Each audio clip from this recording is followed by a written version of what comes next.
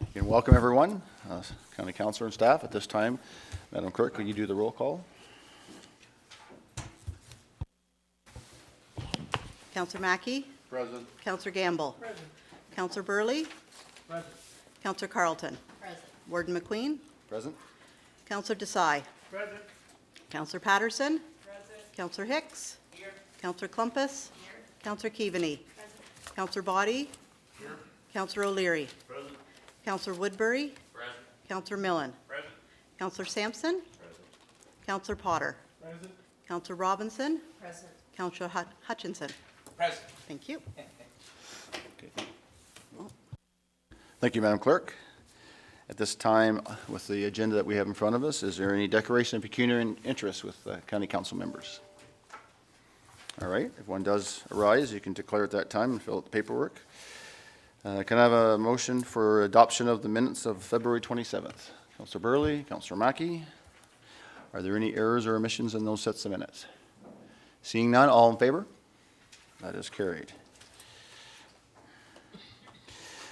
At this time, we need to go into closed session. So can I, with regards to what's on your agenda, can I have a mover and a seconder to do that? So, Member Robinson, Member Potter, all in favor of that?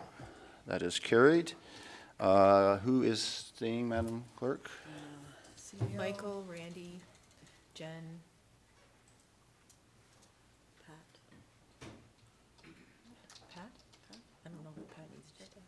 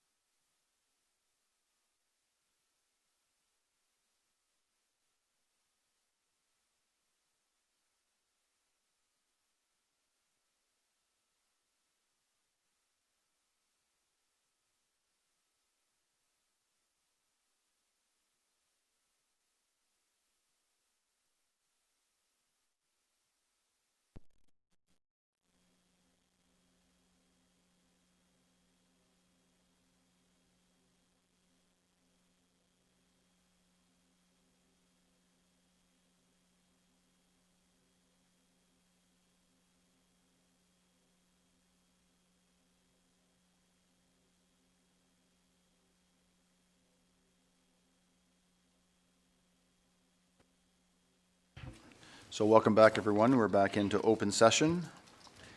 We are now back in open session. I can confirm that the items we went into closed session for were only items discussed.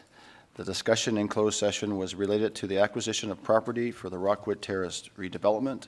This acquisition of land includes the options for property owned by Grey County, being the county quarry, to be exchanged for lands in West Grey.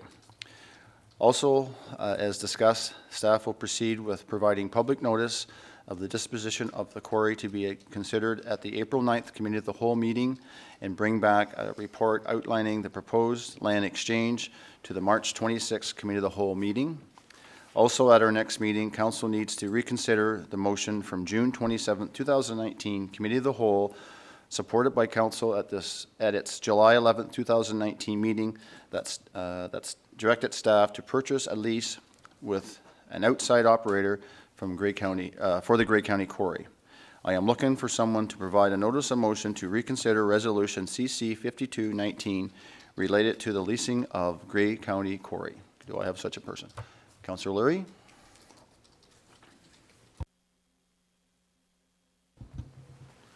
Thank you. Through you, Mr. Warden, I would like to provide the following notice of intention.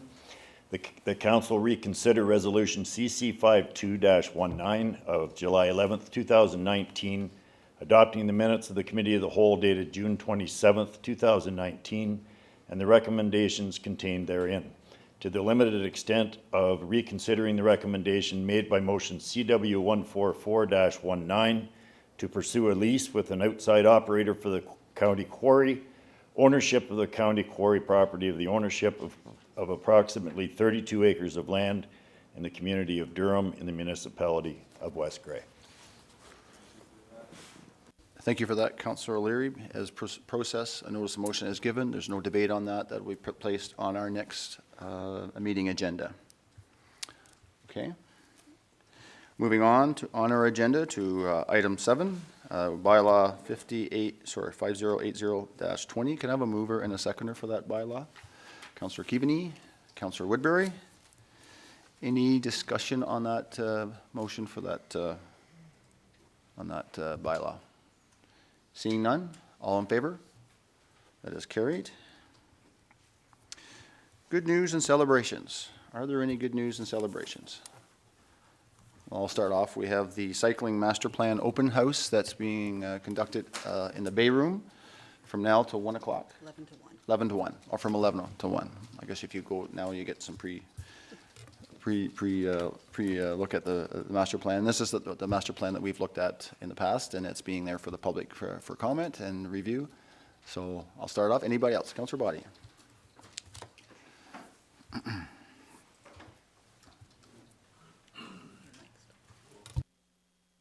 There we go. Thank you, Warden McQueen. Note at Georgian College at 11, I'm going to actually run out and come back. Special celebration inauguration of the Canada Steamship Lines Advanced Integrated Simulator. As we know, the marine program over there, both the navigation and the engineering, as well as the corner power engineering, is an important part of our college and our community, and it's great having it sponsored by a major steamship lines that will help promote it and help put some money into it. And so that's a celebration. Thanks. Thank you for that, Councillor Body. And I wonder if the Deputy Warden should join you as far as representation from the county. I don't like the way I drive. Okay. Councillor Desai. Thank you, Mr. Warden. I have two announcemements, I guess. First one, last night I was at a concert at Meaford Hall. Megan Patrick was playing. She's a rising country music star, and I just wanted to extend kudos to the folks at Meaford Hall through the honourable members from Meaford for attracting entertainers of such high caliber. Megan Patrick has been very vocal in the whole issue where country radio seems to have a perceived bias against female performers. Truly a strong lady. The second one, speaking of strong ladies, South Grey Museum will be celebrating a strong lady from Grey Highlands. I would like to emphasize Grey Highlands for the honourable member from Southgate. On March 22nd, from 2 p.m. to 4 p.m., South Grey Museum will be celebrating Agnes McPhail, who, as we all know, was the first female MP in the Canadian Parliament. I do hope members around this table are able to come to that celebration. Thank you, Mr. Warden. Well, thank you, Councillor Desai, and I will say that probably Shania Twain was probably the leader in country singers that sort of pushed that through that barrier, for sure, but thanks for bringing that up. Councillor Millen. Thank you, Mr. Warden. And just for clarification for the good member from Highlands, Agnes McPhail is actually from Southgate, from the community of Proton. Your Worship, I don't think that was for debate. I'm not debating anything. I'm telling Councillor Millen, you have your mic.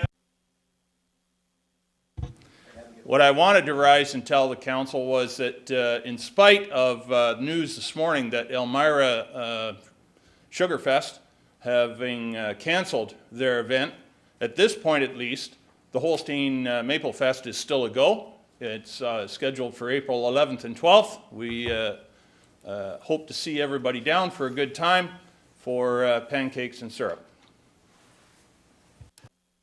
Thank you. Thanks, Councillor Millen. I guess it's a whole part of sticky fingers, right? We supply the forks and knives. Yeah. All right. Anybody else with good news and celebrations? I will say that tomorrow we're having a meeting in Clarksburg with regards to the regional issues around transportation in that area. Myself, the Warden of Simcoe County, along with a number of staff from Meaford, Blue Mountains, Collingwood, Clearview, Wasaga Beach, Grey Highlands, and ourselves at the county and the county of Simcoe, in the sense of just having a meeting with regards to the traffic congestion that's in that area. From our delegation at Good Roads with the Minister of Transportation, Carol Maroney, very well received. We talked about that along with other items. I'm hoping that she at one time thought maybe she was able to attend that meeting. She is unable to attend that meeting. We're getting a senior member from London, from MTO, that's attending.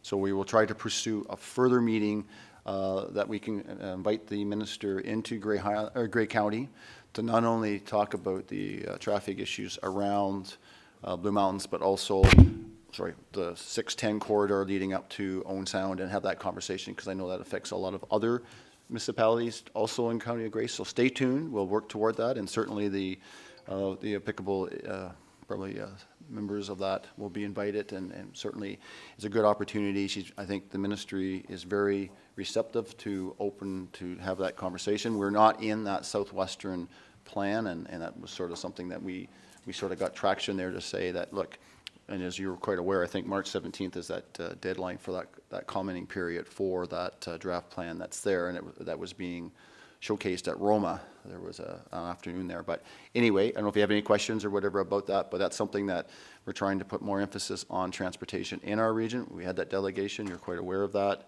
And stay tuned that we're still trying to get the minister to come up here and have that larger meeting about the two areas of concern. So I don't know if there's any other good news and celebrations with anybody.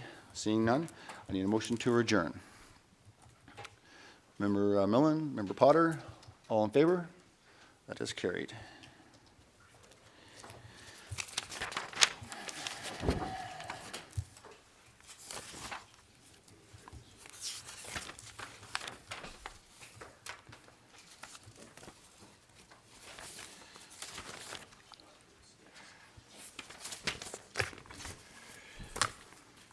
So then now at this part of our day, we're moving into our Committee of the Whole meeting. We have an agenda that's in front of everyone and probably our guests. Call this meeting to order at not sure what time, but close to 10:15. But seeing there, is there any declaration of pecuniary interest with the members with regards to the Committee of the Whole agenda?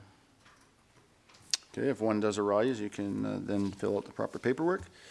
At this time, we have a notice of motion that's presented to us. Councillor Desai, are you moving this notice of motion? Yes, Mr. Warden, I do want to move the motion, but I would like to make a change to it. I would like to add a clause at the end that reads, that staff be authorized to proceed with the actions of this motion prior to council ratification pursuant to section 25.6B of the procedural bylaw 5003-18.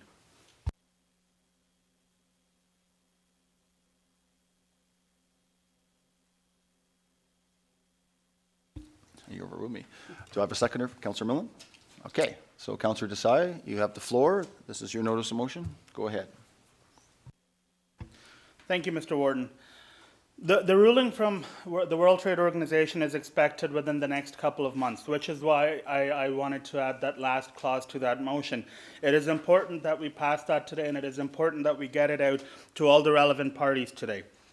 In passing this motion, Mr. Warden, we would be showing support for all the wineries and cideries that have begun to thrive in our individual municipalities. These wineries and cideries are local businesses owned by local people who in turn hire other local people and businesses.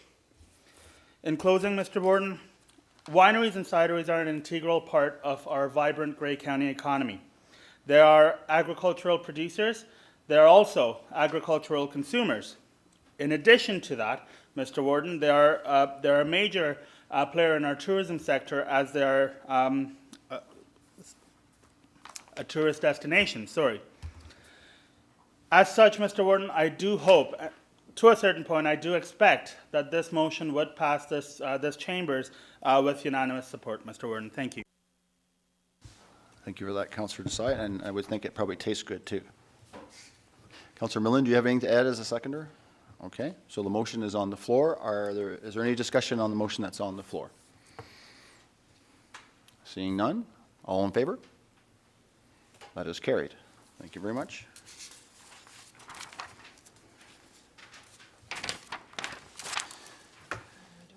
So we have a delegation at 10:45, but we're a little bit before that, so we'll move on, with your permission, on to items on the agenda. Consent agenda. Are there any of those items wish to be pulled? I guess through you, Madam.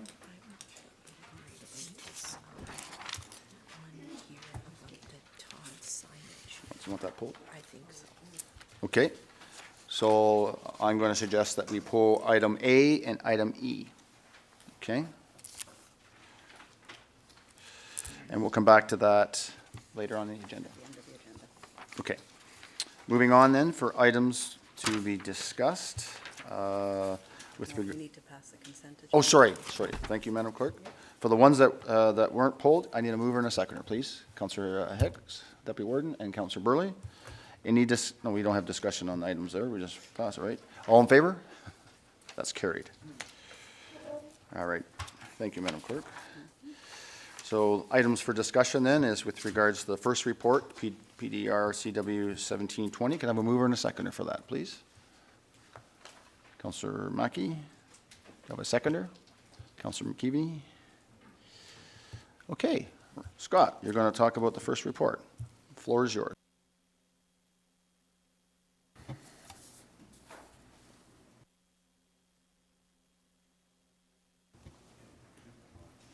Great, thanks, Warden Hicks and members of the Committee of the Whole. Warden McQueen, my apologies. I don't know what I was reading. So I'm up here today presenting this report to you, but there was a significant input into this report by a number of other staff members, including but not limited to our CAO and our Director of Planning. So I'm just the one chatting with you today. So it's no secret to members around this horseshoe that Grey County is growing, and our communities across the county are growing at different rates, but we are seeing development interest and growth in all of our municipalities. And the very nature of planning is thinking ahead and looking ahead to what our needs are, both from a land perspective, but also helping work with your municipal staff and councils to look at what our infrastructure needs are going ahead. All with the goal of supporting growth and economic development across the county. And we know that we want to be ready for when there's that interest rather than reacting once we have a knock on the door. And this growth can be a fantastic opportunity, but it can also create challenges across the county and throughout the member municipalities. When the county did our official plan, our Recolor Grey official plan, we also did a growth management strategy in 2018 to look at what the projected growth needs are across the county. And at that time in 2018, the consultant, along with input from municipal and county staff, noted that we had enough land to meet our growth needs in the immediate future. But there was a strong caution from the consultant, which staff, of course, took heed to, that this is a snapshot in time. And we know that things are changing very quickly, and we need to continue to monitor this growth and continue to monitor the land supply that's available and the infrastructure levels that are available to meet those needs. And since then, and even prior to then, we've had interest from certain landowners and also certain municipalities with respect to future growth lands, some of those being within their current municipalities, and some, particularly from some of the landowners' perspective, also being on the edge of a municipal boundary or on the edge of a settlement area boundary. And as we were starting to get these individual requests, staff thought it prudent to take a step back and look at this in a comprehensive fashion and start to think about what this means for the entire county in terms of making sure we're prepared for the development that's coming our way. The provincial policy statement, both in the 2014 version that's currently in effect and the 2020 version, tasks upper tier municipalities with this coordination of development interests and also looking at population projections and growth allocations in that regard. And so we wanted to have a brief discussion with council today about what we need to think about moving forward there and where we see perhaps some opportunities and challenges. And in the report, we've listed a number of scenarios, and it's probably not even limited to this, including development along the Hanover and West Grey boundary, development along the southern tips of West Grey and Southgate along the Mount Forest boundary, development in Collingwood and Blue Mountains, development in Georgian Bluffs and Owen Sound, and the list sort of goes on. But these are all potentially opportunities, but they also have the potential to create challenges or in extreme cases even conflict between landowners or between municipalities in this regard. And staff really see some of these boundaries as an opportunity to promote discussion and promote collaboration, hopefully between municipalities and working with development interests in that regard. We've got lots of great collaboration already going on across the county, and there's numerous examples of municipalities sharing services. There's other examples where municipalities own land or infrastructure in their neighboring municipality. So there's lots of examples we can point to as potential solutions for a path forward. We're cognizant that there's some of these challenges and issues that won't be simple, and they will take a lot of discussions between staff and between municipalities and landowners. But we wanted to at least start researching some of these issues and looking at some paths forward here that can hopefully explore win-win opportunities. I think too often in the past, and this isn't unique to Grey County, where we've got development that's spanning municipal boundaries, it can be tasked as a win-lose scenario, i.e. one municipality gets the growth and therefore they get the assessment and they're the winners and by the nature of that equation, the other municipalities the losers. We certainly don't see it that way, and we see an opportunity for Grey County as a whole to prosper and to really promote ourselves as being shovel ready, if you will, for future growth challenges, because we know that once it's at our doorstep, there's a lot of other processes that need to take place, including environmental assessments and servicing expansions and various other things. So we can't wait until there's that interest. We have to be proactive in planning ahead there.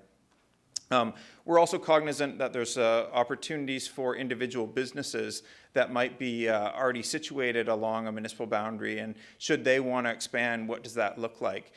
Do we suddenly say to that business, hey, that's great that you want to expand, just give us 3 years to get our house in order and then we'll talk to you, kind of thing.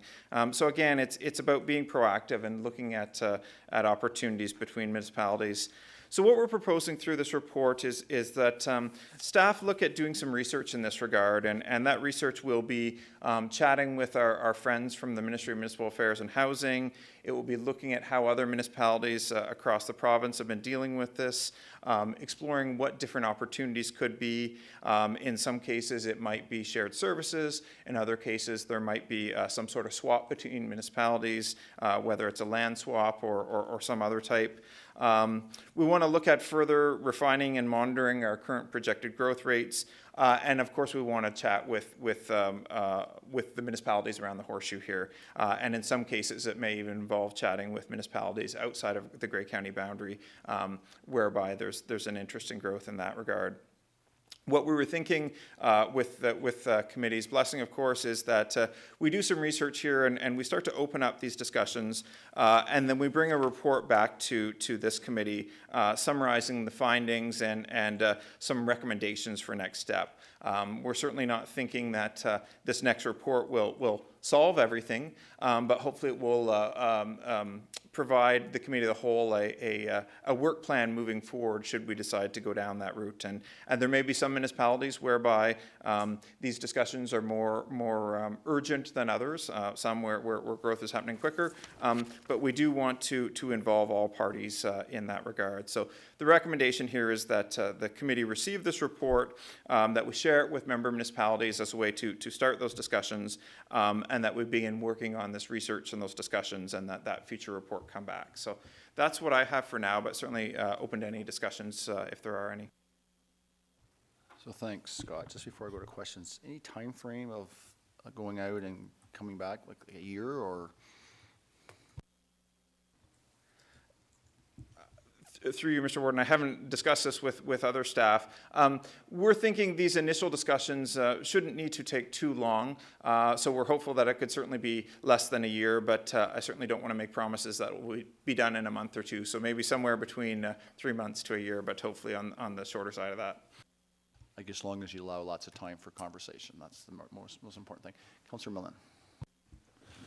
Thank you, Mr. Warden, and through you, thank you, Scott, for the report and your colleagues.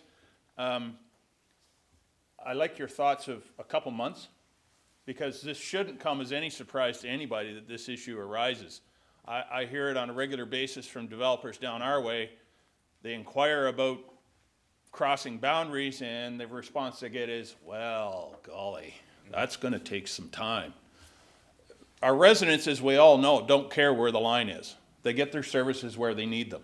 And I think it's high time that we get on this horse and rode this puppy down the road to get some answers so that our staff can say to the developers, well, here's what we need to do, and here's how long it's going to take. So I have no doubt that the great minds in our planning department can sort this out in good timing and to the benefit of all of us. So I look forward to the report. Thank you.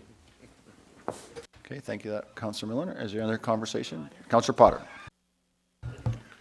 Thank you, Warden. Through you, we already deal with a lot of shared services in Blue Mountains. One of the things that we're realizing is that we need to look at this from the education, in terms of school accommodation. So are we going to include boards of education in this program? Scott?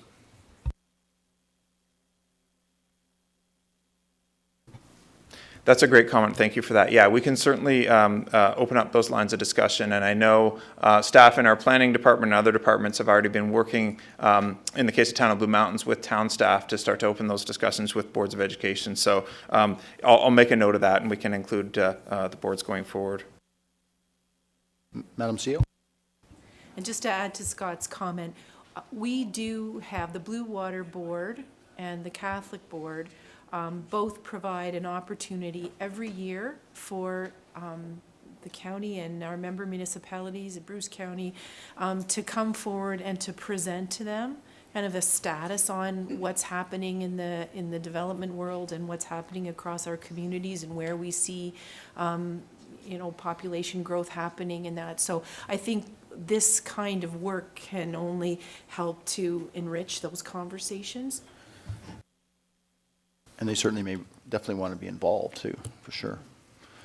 Any other questions or comments? Okay, thanks, Scott. All in favor of the report? That's carried. Okay, thank you. Going on to our next one. We'll do one more, maybe we'll take, what do you got? One more and take a break. Take a break, yeah. Okay, so the next item is PDR CW 1820. I need a mover and a seconder for this report. Councillor Burley, Councillor Potter. Randy, oh, okay, come on up.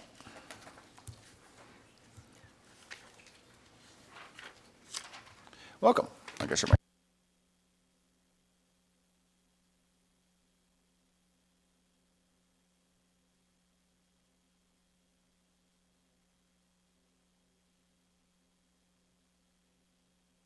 The presentation's just not on the.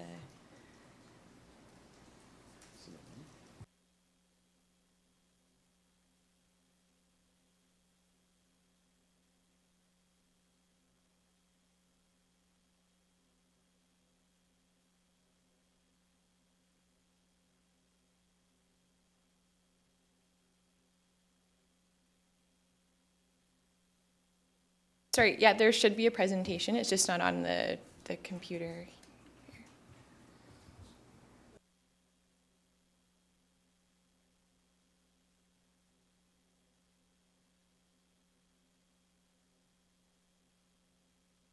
Maybe we should take a break. I guess when we have a motion on the floor, we can't. Can we? Can we take a recess? How's that work? You can't with a motion on. No, we can't. We can't. So just hang in there. We'll just get this figured out here.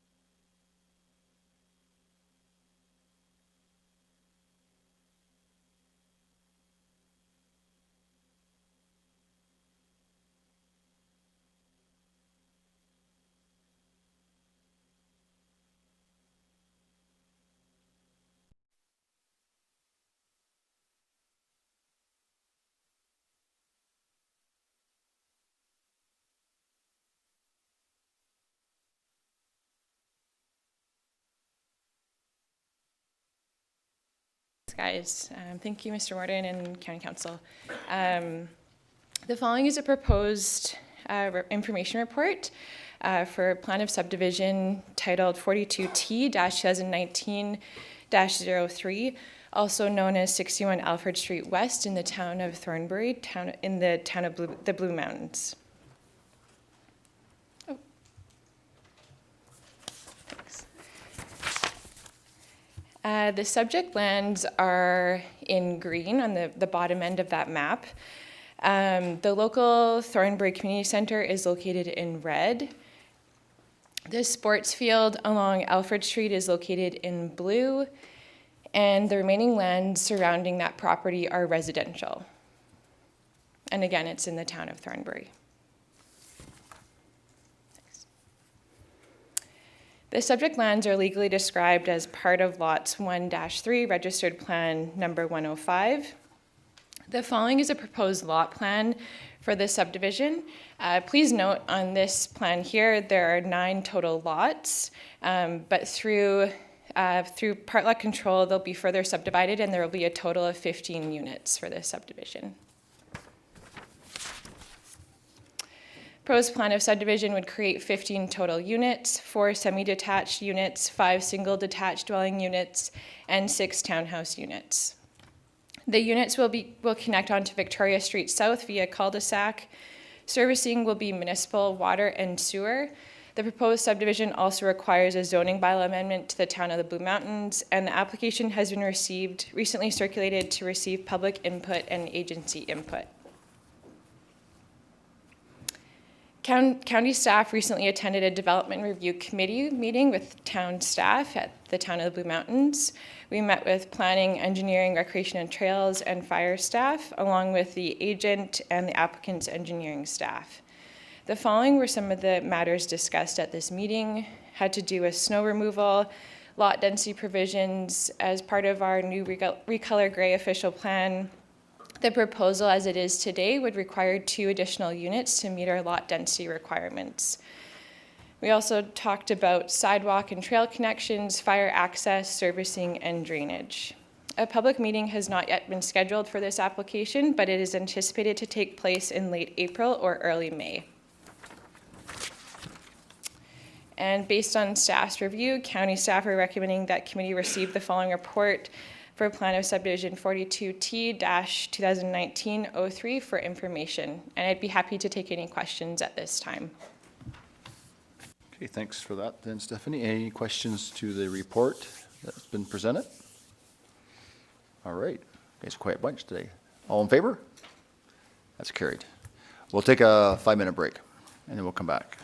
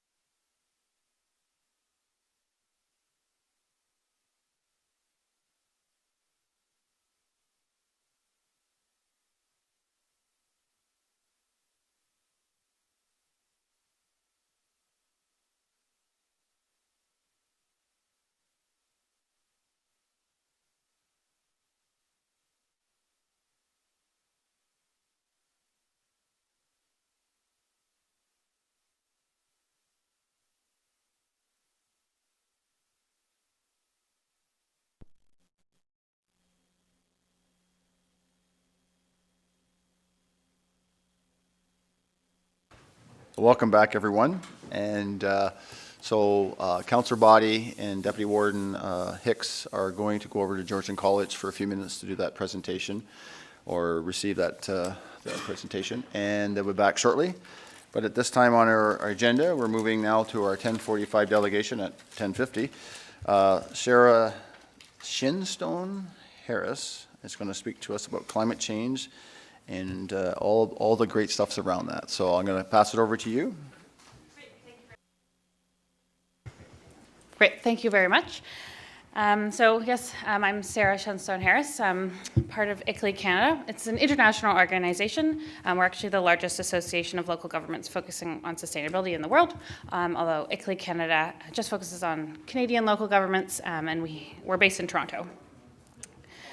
So I'm joined here today by my colleague Hiba Karim, who will be joining me in a minute to go through some activities. So I'm going to talk about climate change and the role of local governments in the fight against climate change and some of the benefits that we can achieve through developing a climate change action plan. And then we'll talk specifically about Grey County's climate action plan, and then want to hear from you. So why I'm actually here today is to get your input and thoughts on this plan so that what your input can be considered throughout the plan process. So I'm going to talk for about 10 minutes. And you'll see, and then we'll do the activity for 30 minutes after that or so. So you'll see in front of you some postcards. We'll go through an activity in a minute, and I'll give you all the instructions, but I want you to start thinking about this activity once we get there. So the activity is postcards from the future. So you're going to write yourself a postcard from the future to now, or a friend or a family member, about kind of what describing Grey County in the future, assuming that this plan is tremendously successful and we're achieving our sustainability and climate goals. So as I'm speaking, kind of think about what your vision is for climate and sustainability, specifically for Grey County. So quickly going to talk about climate change, just as a refresher. So the sun radiates heat, which comes down to Earth. Some of that heat escapes back into space, but some of it is trapped by the atmosphere, which makes the atmosphere or the Earth warm and comfortable and habitable for us. So this heat trapping ability of the atmosphere is called the greenhouse gas effect. However, since the Industrial Revolution, we've been burning carbon, and that carbon's been going into the atmosphere and kind of increasing this heat trapping ability of the atmosphere, which means less heat from the sun can escape back into space, and the Earth is getting warmer and warmer. This is causing climate change. So we're already seeing impacts of climate change. The frequency of natural disasters has increased significantly over the last few decades. So more hurricanes, more floods, more tornadoes, more wildfires, more severe storms, and we're expecting this to continue to increase. The cost of climate change is also increasing. So we've seen a 20-fold increase in annual insurance disaster claims as a result of climate change, weather, and severe events. So that's a huge increase from the 1970s, and we're expecting it again to continue increasing. And these impacts will affect Grey County and already have been. So we've already been seeing more extreme weather events, more flooding, more ice storms, and we're going to continue to see these sort of effects. We're also going to see more increased pests and invasive species. And then we're going to see hotter, drier summers, more heat waves, more droughts, things like that. And all of these will affect our infrastructure, our roads, our buildings. It'll affect the agriculture industry, our access to food, tourism industry, and all of this. So of course we really need to take action on climate change. So when we think about climate change, there's kind of two directions we can take. We can look at adaptation, so adapting to the impacts of climate change, so things like flood protection, or we can look at mitigation, so looking at mitigating the effect, the causes of climate change, or looking to reduce emissions. These are both very important parts of the climate change work, but for this plan, we're going to be focusing more specifically on mitigation. We'll want to identify and look at adaptation co-benefits and things like that, but we're primarily focusing on mitigation, so on reducing emissions. So things like energy efficient houses, active transportation, electric vehicles, renewable energy, things like that. So in 2016, Canada ratified the Paris Climate Accord, pledging to keep temperatures below 2 degrees this century. So that's kind of the safe threshold that experts say we shouldn't pass. And in order to meet this commitment, the federal government as well as the Ontario government pledged to keep committed to reducing emissions by 30% by 2030. Internationally, the IPCC, the International Panel on Climate Change, suggests that we need to reduce emissions by 45% to avoid catastrophic climate change. So clearly, we need to make reductions in emissions. But local governments play a huge role in this. So over 50% of emissions are under the direct influence or control of local governments. So Grey County can really play a big part here. So in Canada, the major sources of emissions are power and heat for homes and buildings, transportation, and waste. But luckily, this is kind of where municipalities can really impact our built environment, help determine what types of buildings we're building, make land use planning decisions and infrastructure decisions, influence our transportation systems and things like that. So Grey County can really do a lot here. We can also see a lot of benefits from taking action on climate change other than just helping to mitigate global climate change. So reducing energy means saving money. Saving money for the county, for businesses, and for citizens. We can encourage economic growth and green jobs, so investing in clean energy and green building sectors can really help grow the economy here. We can improve our energy security and make sure we're more resilient to power outages and things like that if we're investing in local sources of energy. And there'll be numerous socioeconomic and health benefits, from active transportation and less pollution.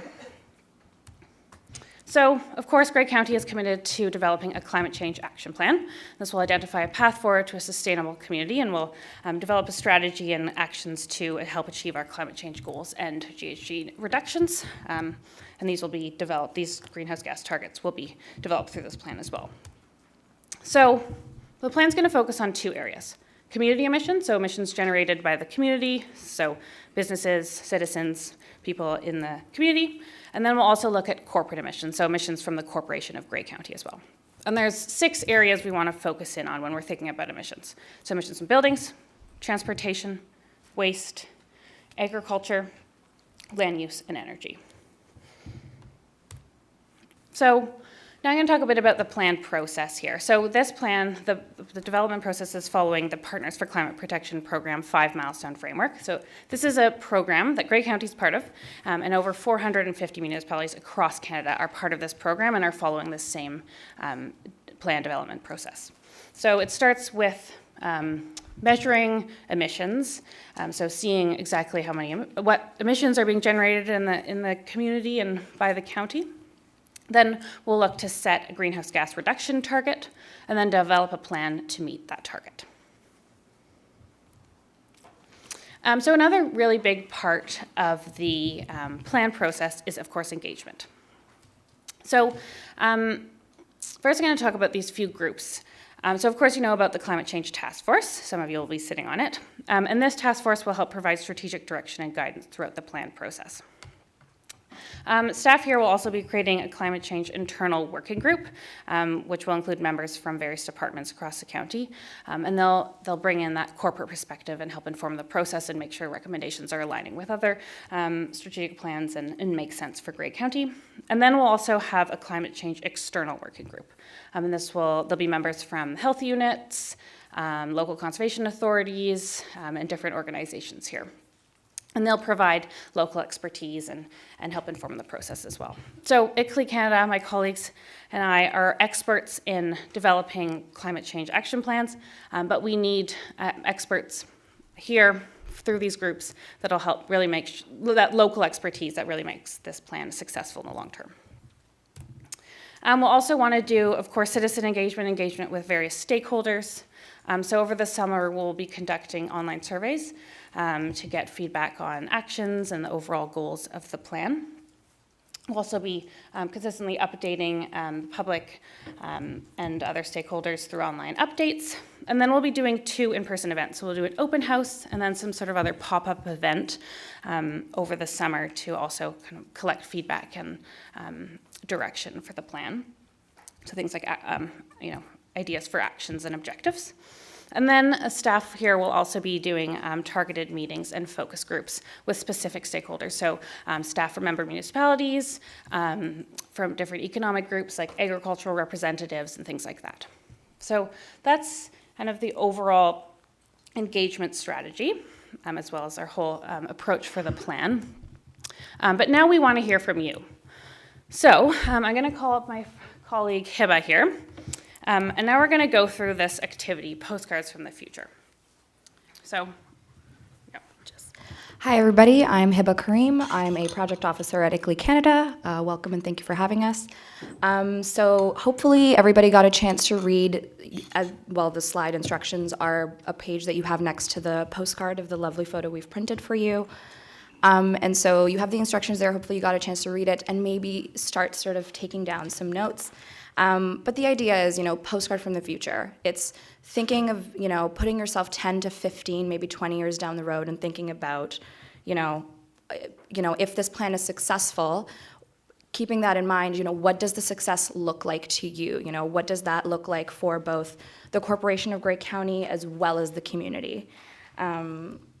And so there's some examples on your sheet as well. So you're writing it as a postcard. So, you can write that down as sort of like bulleted points, or you can sort of write down a more like sort of broad overarching vision statement, however you please. But some examples, we have our things like, our buildings and our homes are entirely powered by renewable energy, or 50% or 90% powered by renewable energy. Our residents are all very well informed, and they know what steps they need to take to reduce their energy use and energy consumption at both in the workplace and at home. Our schools are maybe waste-free or produce little to no garbage. Everyone at the council meeting here today maybe got here through an electric, driving an electric vehicle, or maybe biking or walking. And then, maybe you can keep your statement a bit more broad, sort of like an overarching vision statement. So you want to make sure that 10 to 15 years down the road, given that climate change impacts are projected to increase, that Grey County remains, a healthy, prosperous, and sustainable community for everybody. So I guess we'll maybe go around, we'll give you maybe another 30 seconds if you haven't put some thoughts on paper to maybe get some of those thoughts down. But the idea is we'll sort of go around, and we have a little bit of time still to get to everybody, and maybe each person can read out one or two of their comments that they have down. But just to give you an idea of how this is going to be utilized in the plan, it's a good way, a nice interactive way to get you thinking about, what is it that we really want to see for our community down the line, but more importantly, how this will be integrated. Like I said, maybe these components will be integrated into the broad vision statement, that every prep plan has. Maybe these things will inform more specifically our goals and objectives, more specific high-level objectives for the plan, and perhaps even feed into some of the actions that we focus on. And it's a good place for us to start, since we are also starting the planning process. It's just a good place for us to sort of get that conversation going. And we know that we have the Climate Change Task Force that will have a lot of the councillors, senior management staff, and things like that, where that conversation will continue, as well as with the internal working group, the external working group, and with the community. But it's really great for us to get some of this feedback in now, and then maybe, take some of your questions and concerns as well. So maybe, Are you ready to share? Are there people who maybe need another 30 seconds, or maybe can we start on this side of the room and maybe read out some of the thoughts you have down on the back of your postcard? Yeah. Okay. You can write it.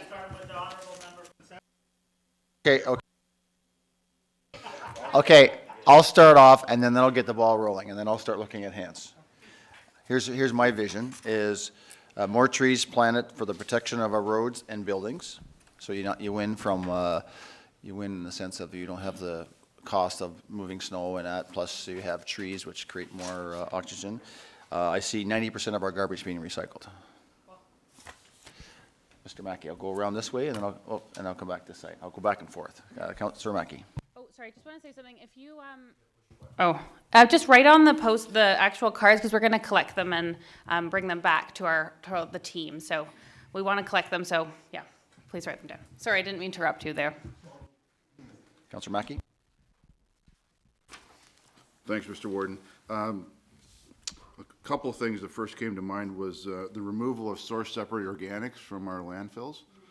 And then secondly, which might be controversial, is the expansion of natural gas services throughout rural Ontario. Natural gas is one of the cheaper and cleaner options for heating our homes. Councillor Robinson, and I'll go back to the site. Thank you, Mr. Warden. I have two: zero waste county, and also that all climate change impacts are seamlessly factored into policies, designs, what else do I have? Policy, design, construction, maintenance of infrastructure, overall operations, and fleet for the county. It's broad-based, that's got it all almost. Okay, so we'll go back to the site. Councillor Campbell, do you have? Councillor Desai, did you have one? Councillor Klumpus.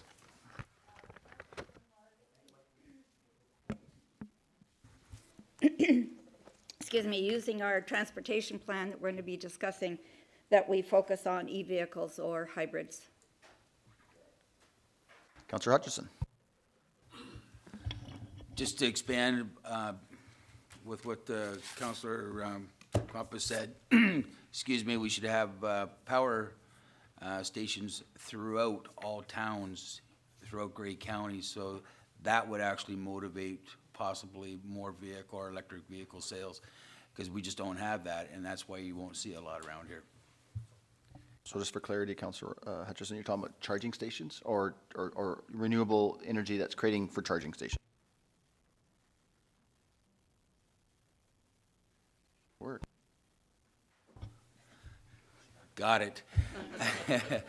No, I'm talking about the charging stations in particular. There's been a lot of discussion around it, and it's just not there. So you're charging at home. I know that's all changing, but we should have them in every town, and that, I think it would certainly help out. A little stronger charging infrastructure system. Okay, so who's on this site next? Councillor Carleton.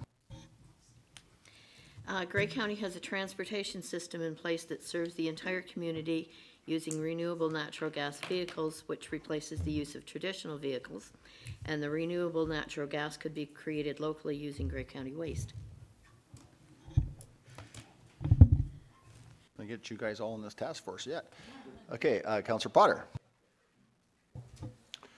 Yes, I have three. We have a healthy, vibrant community that is confident of its long-term economic, social, cultural, and environmental sustainability.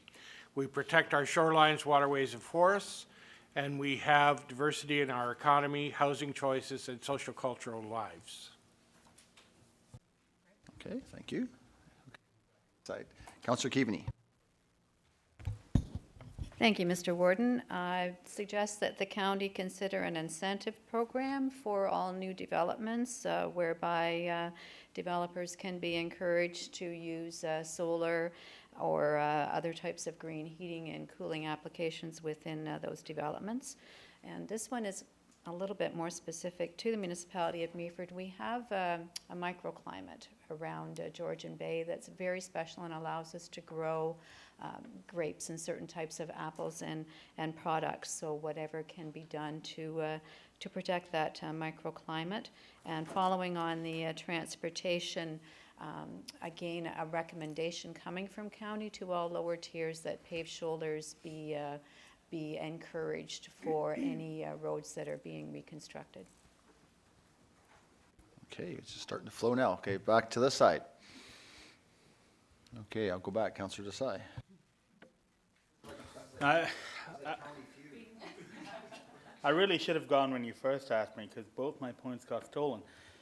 My first one was Grey County has a reliable transit system that supports our workforce, that transports our workforce to their workplace in a reliable and ecologically responsible manner. My second one was all new homes are built with energy efficiencies to reduce energy use, and there are grants available to retrofit older homes to gain energy efficiency. Okay, just keep her flowing. Councillor, I'm going to go back to this side. Councillor Millen, you're down one on this side, so guys, you got to, Councillor Millen. Yeah, but our side's probably worth more. So in the spirit of how this was supposed to work, as I understood it, was they're supposed to write a card to ourselves. Yeah. So anyway, I wrote it to a friend, and I said, "Dear Karen," not over there anymore. "Dear Karen, I enjoyed a leisurely ride north to Grey County Council on the renewed train on the CP Rail Trail. The foresight of council many years ago was tremendous. Well, mostly. I was able to read the entire agenda and enjoy a hot coffee on my ride up, so I was well prepared." So I think we need that mass transit back again. Well, you know what? Great minds think alike, because I also had something similar in my postcard in the sense that I was saying, "Dear son, it was great for us to ride today on the electric train to Owen Sound to watch the hockey game, the Attack Smoking Kitchener. I hope to do it again soon." How's that? Well, I think we're good here.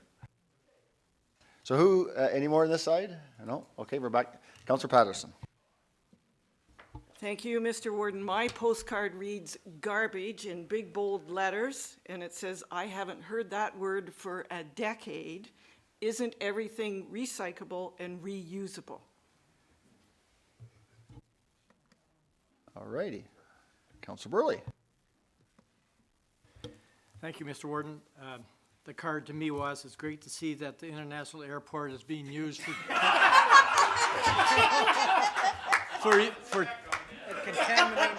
for transporting goods to the whole area instead of using ancient trucking services up the area. Dear son, I think they used the first electric car or electric plane at the Warden Airport. Okay, back to this side. Councillor Hutchison. I was going to send you a postcard, but I decided that sending an email was a lot more efficient. I think you got one up on everyone there. All right, okay. Councillor Gamble, you got up something there, Councillor Gamble. You must be talking about agriculture, hey? Yeah. I was actually thinking that Mr. Millen would have jumped in there, but he didn't. The agricultural use, the renewable energy, the solar panels that we will see on the way up in this electric train that we're going to have, and the digesters to look after our affluent from the agricultural industry.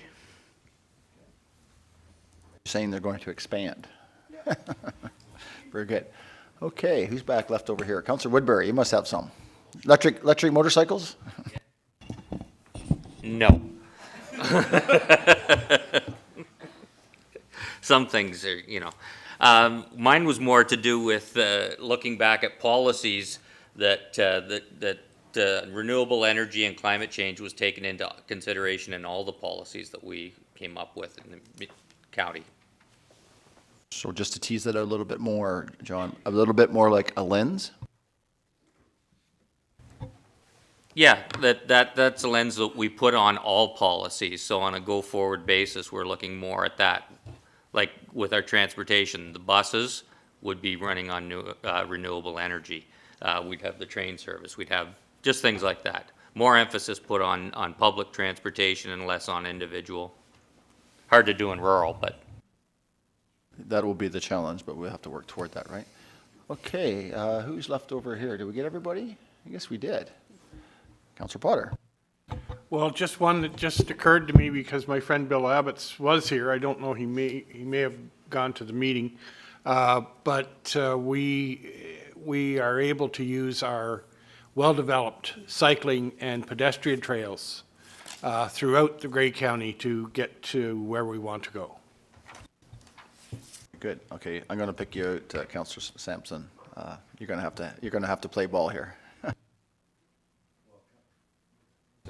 Well, Councillor Potter stole most of mine since he read from our sustainable action plan that we already have one. But what he did miss is that we want to have definitely a much broader range of housing, focusing more on the smaller units. They're more energy efficient, and more people can afford them. Certainly that's going back to net zero homes and that type of thing where they don't have any impact that way. Staff, come on, we have some staff here. I want to hear some things from staff. This is a very, Randy, you're going first. I'm putting you on the spot. Well, I don't think I can add too much further than what Council's already added. I think that's it's fantastic in terms of some of the ideas and suggestions that Council has put forward. Obviously, one that's, I think, been mentioned by several councillors is on with respect to waste. And so I would personally, I guess, love to see a green bin program that would be offered throughout the county in order to ensure that our organic waste is not going to our landfills. So you're not taking that electric train to Kitchener to watch the attack beat them down there? That's a good idea as well. Okay. CEO, you're going to go next. I'm going to go next. Yes.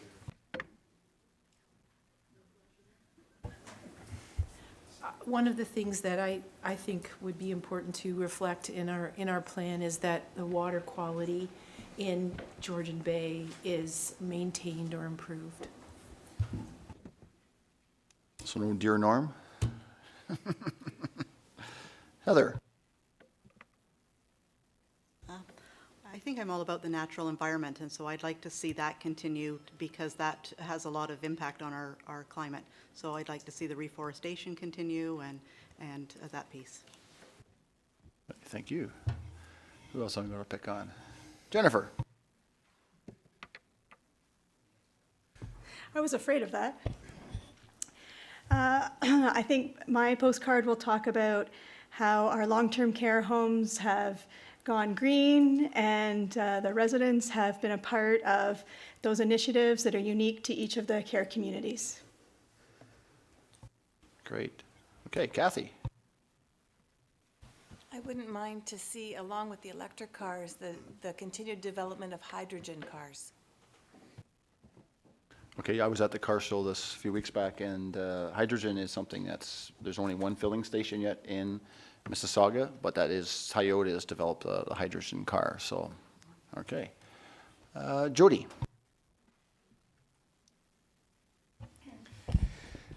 Sure. I guess what I would like to see is that we preserve a lot of the green spaces and agricultural spaces that we have now, if not expand them, so there's always lots of room to roam, even as the population grows. Okay, Sandra?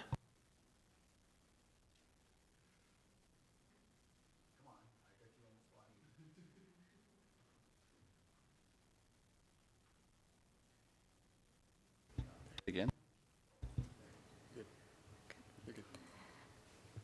I'm with Jody about maintaining the green spaces, but just making sure that we have a safe world for our future generations, for my grandchildren to enjoy and their grandchildren to enjoy.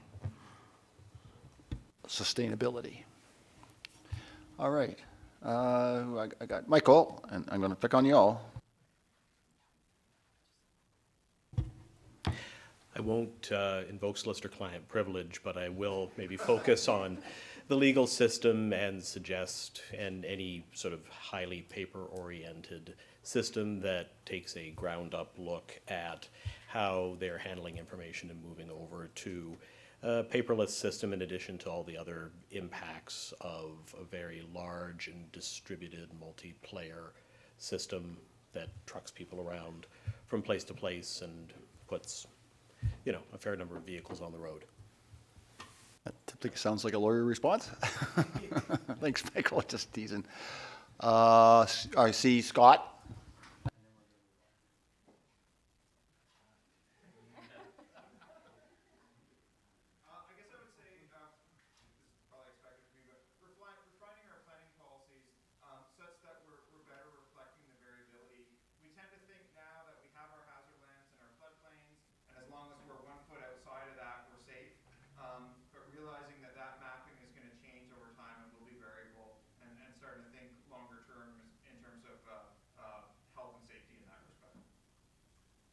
Okay, thanks, Scott. And I see Pat's hiding behind, so you're not going to get away. Pat? I thought I was clear on that one, hiding behind the big thing here. I think a fleet of electric automated vehicles, shared vehicles, say 6 or 8 passenger, running throughout the county has greatly reduced our carbon footprint and road congestion. Thanks, Pat. Mary Lou?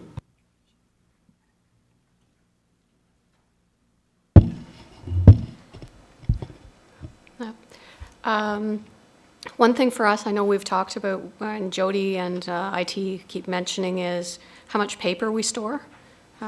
Finance tends to kill a lot of trees, especially at audit season. I think we would be looking at ways to perhaps electronically store invoices that we wouldn't necessarily be printing.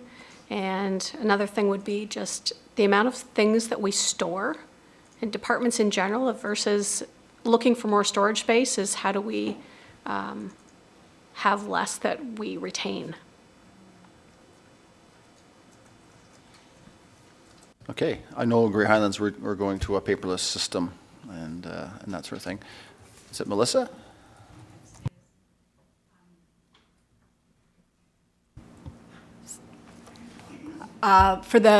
Just thinking of it from the social service background, I'd have to agree with the maintaining the natural, the park land and all the beautiful areas where people can visit for free, and keeping the water quality safe for swimming and things that people can enjoy without having to spend a lot of money.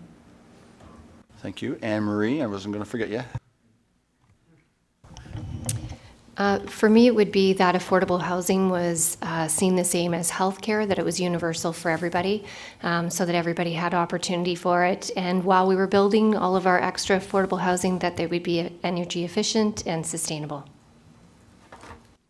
All right. I hope the press is picking all this up along with our consultants. And Rob, I see you're back there, and I think you should be able to speak too, because grab a mic, and it's all important on communication, and maybe there's no paper in that communication.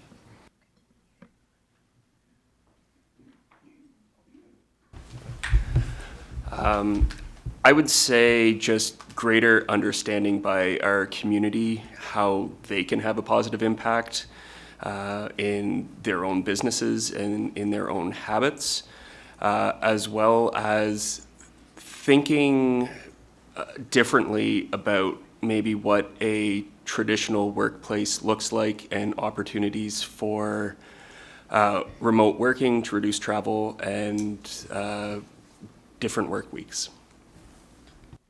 Okay, I think anybody else on County Council has anything that we missed?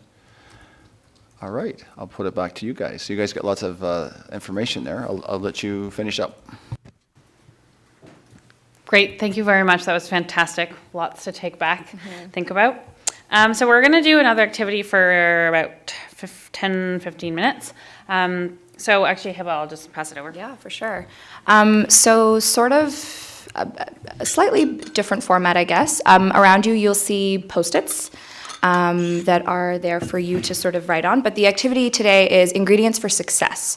So for this activity, we really want to think about, what are elements of a plan that make, it successful, or what are some things that we need to think about that would be help in successful implementation of a plan. So maybe you want to reflect on past plans that you've had and what specifically in those plans sort of helped the longevity of that plan and that long-term success of the plan. So we have a few examples. So more broadly thinking about we want to make sure that we have rigorous data sources, that we're getting all our information, all our baseline data, our feasibility studies are all in place, and we're getting it from the same sources if possible. We want to make sure there's thorough engagement of our community and our stakeholders, that there are measurable indicators to track our progress over time, something that we can quantify.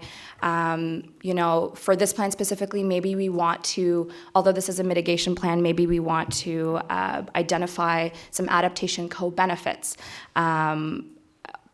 When it comes to the implementation side of things, making sure that those roles and responsibilities are communicated and are clear, and everyone's really accountable.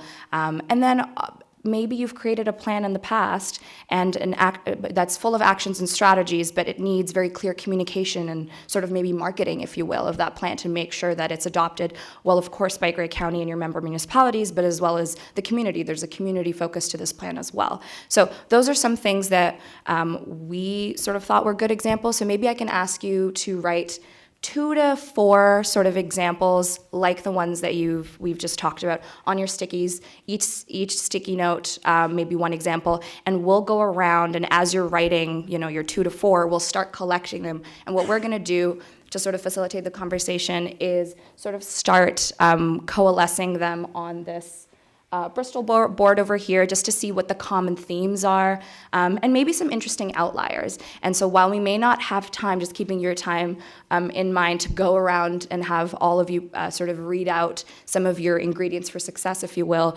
we're going to read out all the sort of common themes that we see, and maybe a couple of those outliers or points, and elaborate maybe on a few of them that we thought were sort of different and stood out. But I'm sure we'd agree on a lot of the things on the board. So yeah, we'll read out as we go, but that's the idea. Yeah, so you're like 2 to 3 top ingredients for both plan development and plan implementation. So we'll come around. We'll come around. Just turn this.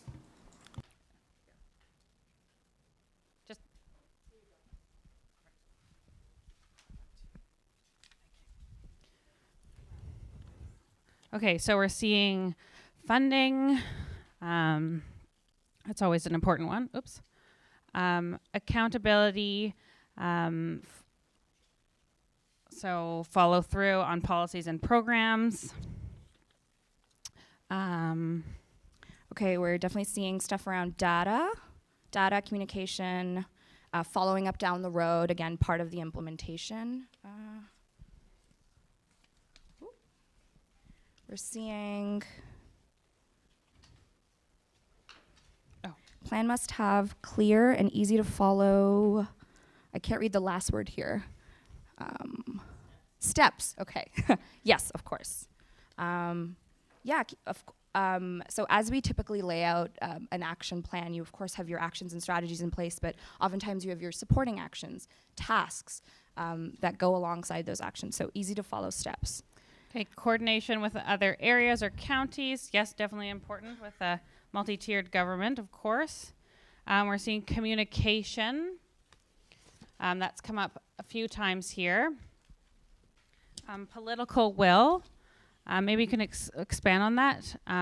Is that for like targets or implementation? The simplest terms, strap a set on and let's go. Cool. Come on. Great.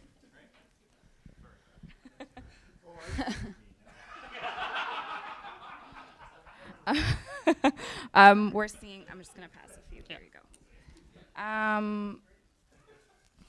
Okay, wide community engagement, so related to communication, actual target dates. Yes, that's definitely important for implementation, though can be challenging, of course. Communication and participation, so again, that same theme coming up. I'm seeing, what are the tangible or end results that are desired? So again, all of that comes from all of your input, all the working group input, all the community engagement and input as well. So similar themes for sure. We have one here, realistic. So I guess, does someone want to elaborate on that? Realistic.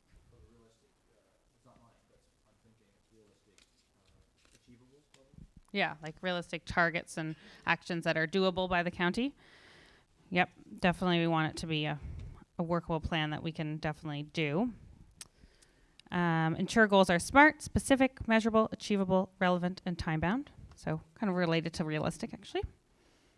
I see here something about provincial support, so around policy and program leadership. Does anyone want to maybe elaborate on that a little bit?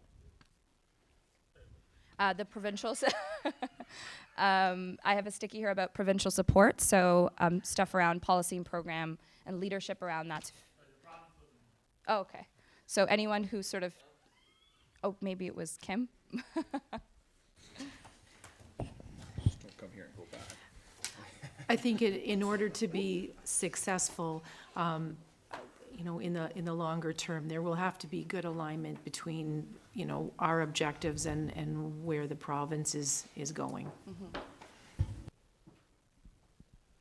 Yeah, and more around implementation. So being appropriately resourced, having enough funding, staffing to implement all these actions over the long term. You know, we know lots of people can wear many hats here, so making sure, you know, division of responsibilities, selecting actions that are feasible and implementable over the long term, and having tons of support from community organizations, community partners to help implement those actions. You know, there's a responsibility for Grey County here and member municipalities, but we're also putting that forward onto the community as well, and making sure, that they are able to support what we have planned. Any last stickies, any last notes to collect just for our records? Okay. Yes, awareness, measurable goals, communication, absolutely, incentives for development. Great. So this is lots of stuff to think about. This is all really good feedback. Does any? Yeah. Sorry. Go on. Yeah. I think we kind of listed them all out. Those general themes. Does anyone have any other sort of last points to share?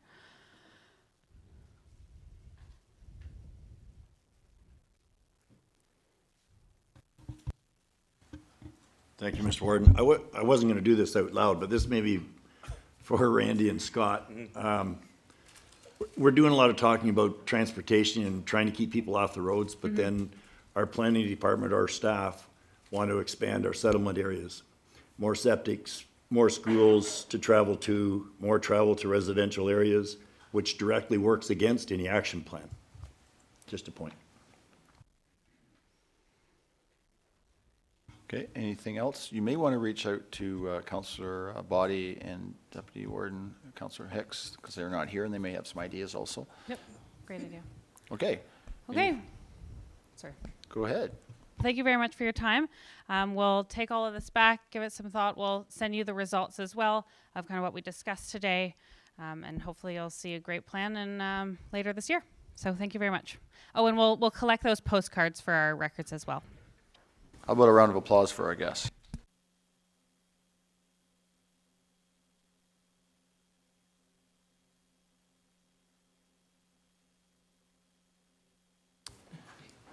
And maybe that also puts green in our pocket, eh? What about that? Nobody's listening. Green in our pocket, eh, Randy? Keep green in our pocket. All right. So going back to our agenda of items, I think, Madam Clerk, we're at C. And this is from Anne Marie. Come on up, and this is with regard, I need a mover and a seconder, please, for the housing, the housing benefit transfer payment agreement. Councillor Robinson, Councillor Millen.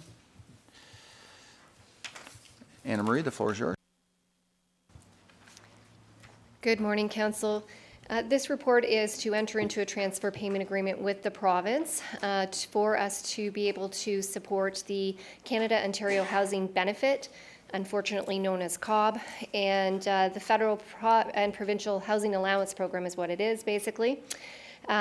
This program is available to people that are eligible to be on our wait list or on our wait list. It is a housing benefit that is portable. It is paid to the tenant or to the resident or tenant directly. It looks, basically the way it'll work is we're looking at someone on our wait list that maybe is in a apartment that is suitable for them. It works for them except that it's unaffordable. So we would be able to offer that person the ability to apply for this program. The program uses a formula in order to figure out how much money they may be eligible for. It looks at what the average market rent is, and the average market rent for Grey County is determined by the Canadian Mortgage and Housing Association. Then it looks at what that person is making. It looks at about 30% of what their net income is, so it's that adjusted net income. And then it comes up with a formula actually as to how much money they would receive. I did use an example in my report of a senior on a fixed income that may be eligible for about $176 towards their rent. As our part for the county, it's not actually a program that we are entirely delivering.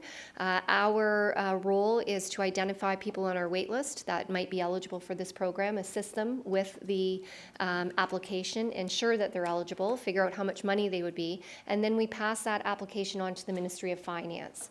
It is going to be, because it's going to be an annual program, that person, if they're eligible, will be then taken over by the Ministry of Finance and would receive this monthly payment.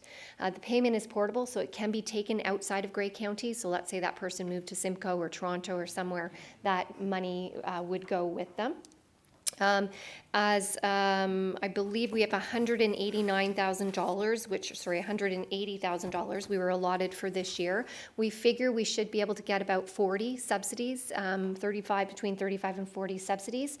And if a person is receiving the subsidy, they do have to come off our wait list because they're considered to be subsidized housing at that point. We receive $250 per application, which is that person is eligible, so a successful application. And we also have some funds to be able to help with last month's rent if a person does have to move, and that would be refunded from the province too. Be happy to answer any questions. Okay, thank you. Councillor Mullen. Thank you, Mr. Warden. Anne-Marie, is this net new money to the county, or is this a reallocation of funds from some other program somewhere? Marie? So this is new money. So it is from the Canada, from the National Housing Strategy. In saying that, we received less money for other programs from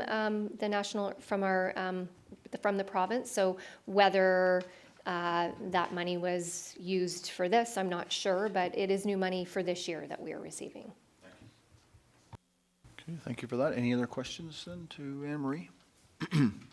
Okay, seeing none, all in favor? That is carried. All right. So Melissa,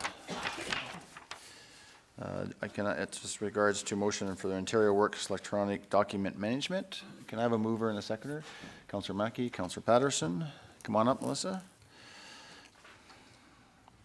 Floor is yours. Okay, good morning. My name is Melissa McCullough. I'm an Ontario Works Manager. I'm here on Barb Fady's behalf today.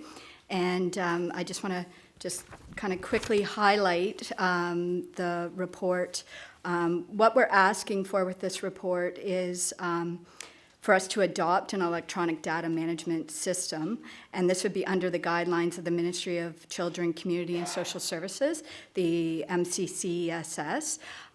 They are currently implementing it across Ontario in the Ontario Disability Support Offices, and it's been rolling out well there.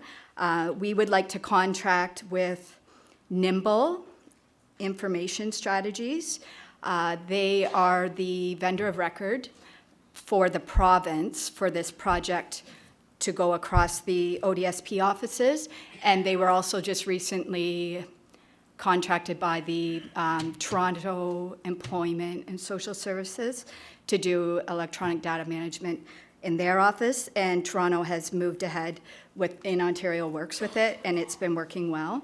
And we would also we're requesting that the costs for implementing be allocated from the social services reserves.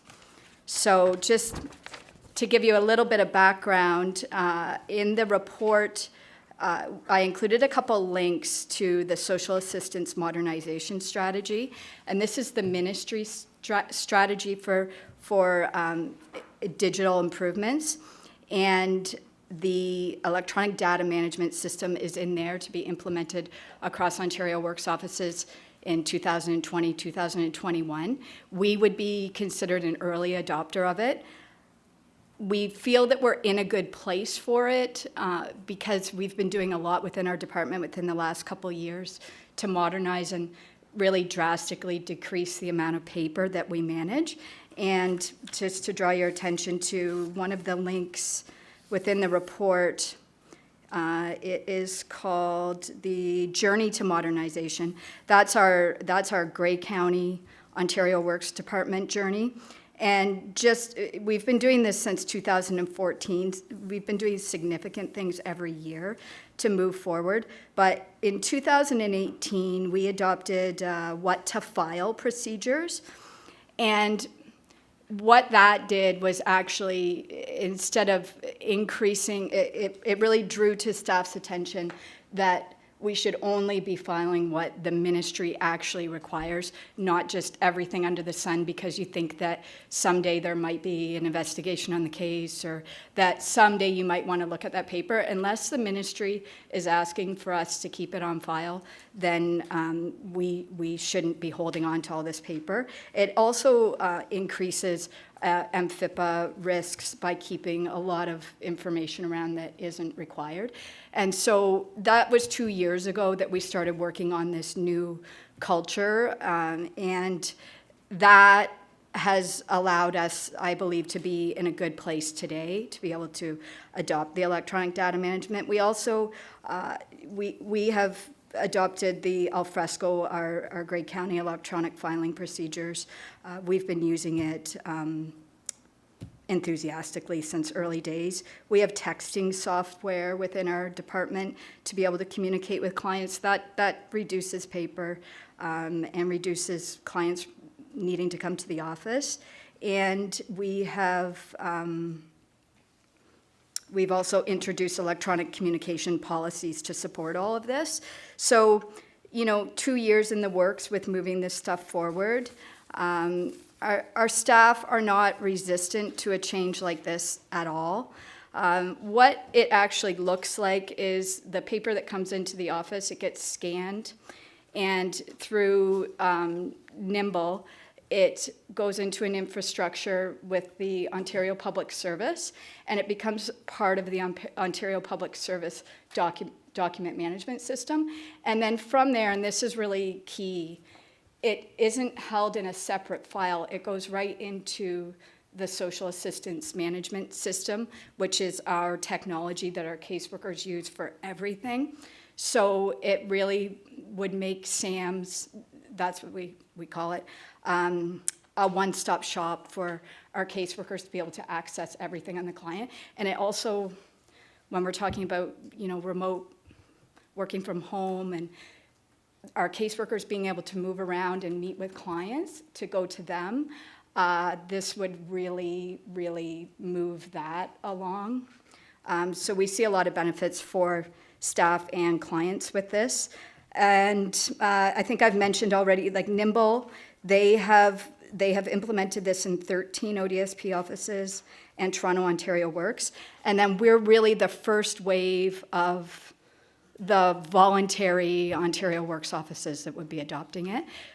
From past experience, we see, being in the early wave of adopting, that you tend to get a lot more support from the ministry team.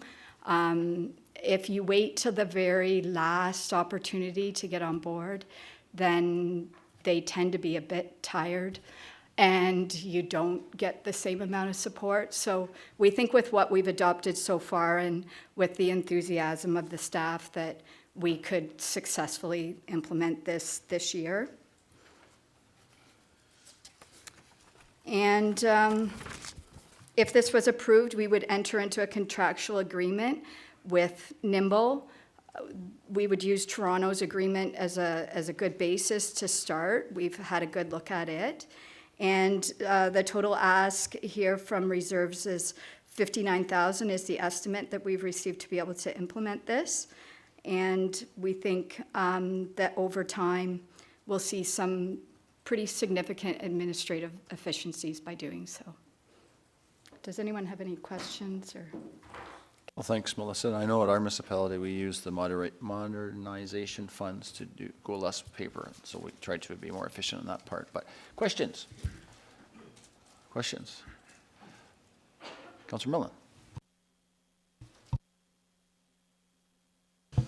Thank you, Mr. Warden, and thank you for the report. It always concerns me when I hear, well, we're going to spend this amount of money and it's going to create efficiencies.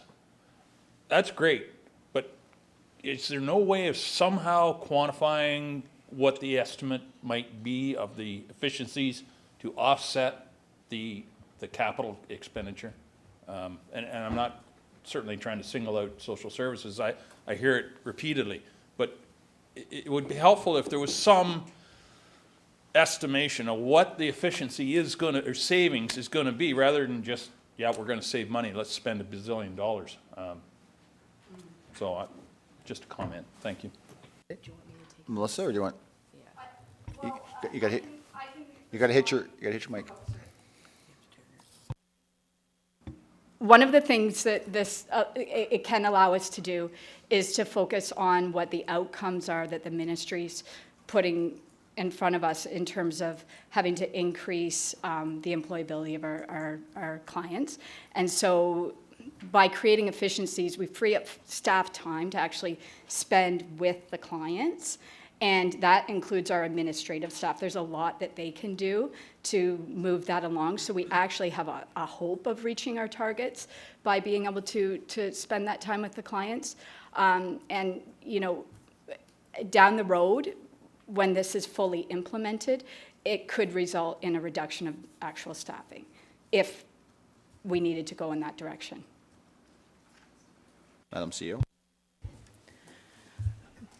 Through you, Mr. Warden, I have the exact same questions. I had the exact same questions of the department. I have real concerns with this. I think that this is all part of a process that's mentioned briefly in the report about the modernization of social services and where the province wants to go with the delivery of that service, and how they want to be able to manage it differently than it is now. And I think this is a step along the way. If we didn't have the resources already in reserve that we do to support this transition, I would be asking for them. But the resources that are in the reserve came from the province initially. So I feel like we have the ability to make this change now. But you're not wrong. It is concerning.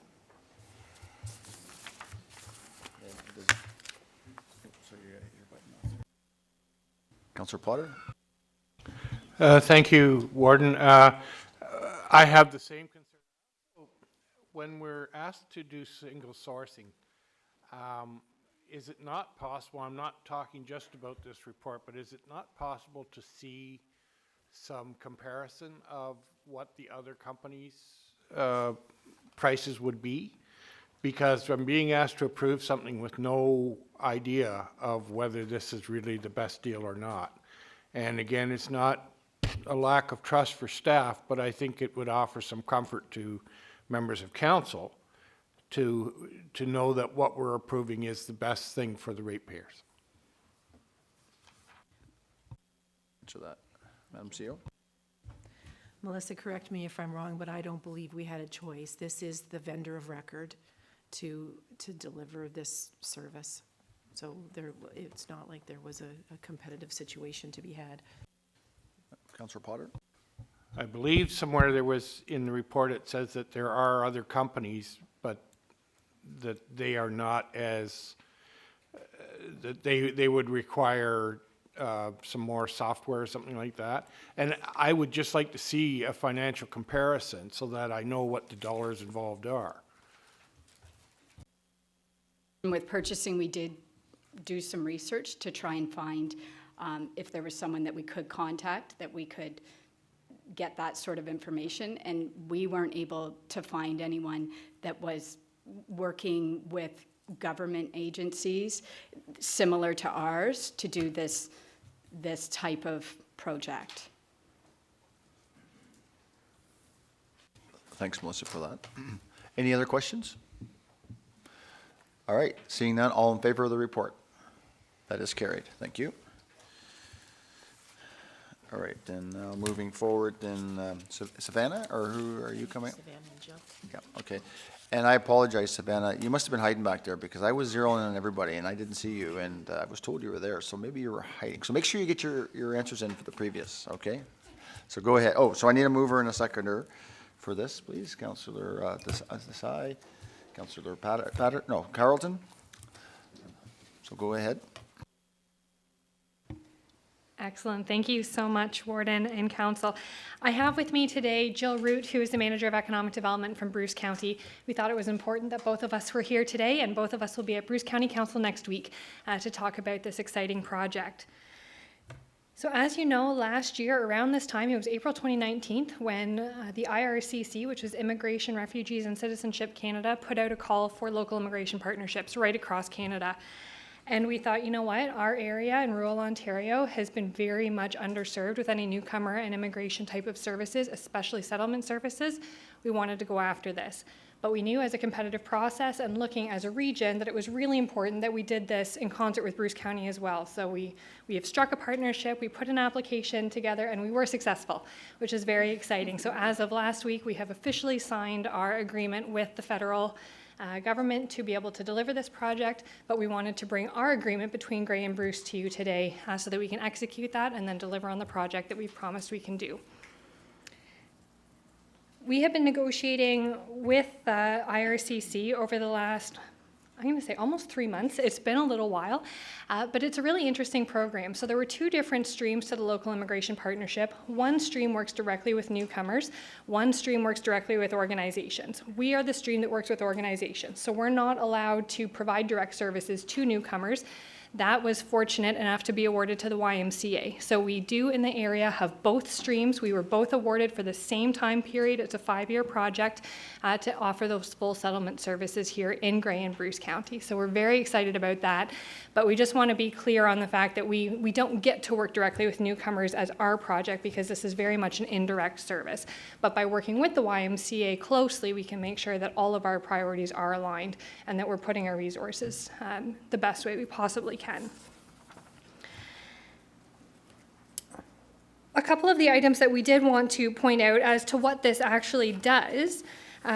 It was included in the 2020 budget, so I know you've had a little piece of this already, but it is fully funded. So there are no dollars coming directly from Gray County or Bruce County for this. IRCC has funded everything for the next 3 years, and then we'll go into negotiations for the following 2 after that. But what it does allow us to do is hire 1 full-time staff person right away. So after we go to Bruce County Council next week, we'll be able to put that posting out and get our staff person hired. And then in year 2, we get to bring on an additional part-time staff person, as well as consultants to help develop strategies and really work with a group that is going to be Gray and Bruce specific, and it's called a partnership council. And it's going to be a big group. There's 40 representatives required from both Gray and Bruce to put our heads together, put our resources together, and really drive this project home. So everything that we do will come to that table and then come back to you through our reports and our updates to make sure that we are achieving the goals of this project.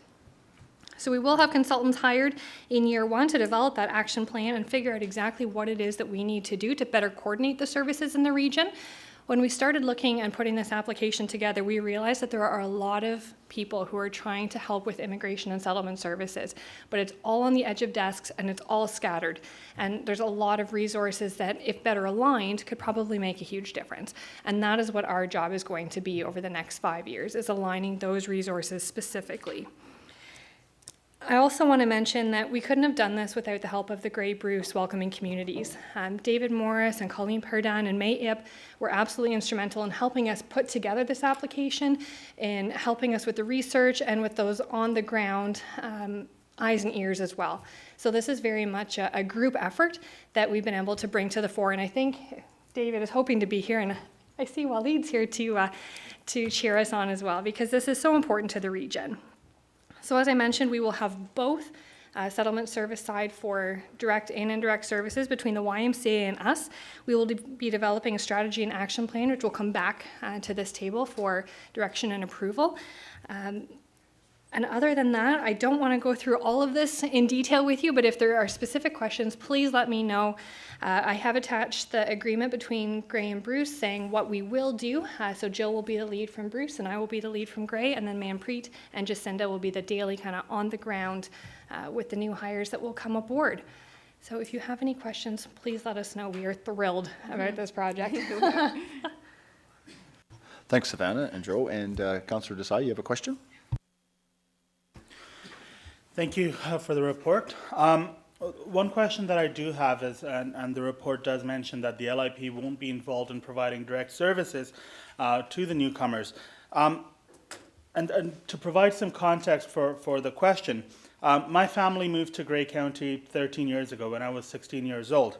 And while we were very open about us being newcomers, and the community in Grey Highlands definitely stepped up to the plate in making us feel very welcome, there are families that are either unable or unwilling to do that.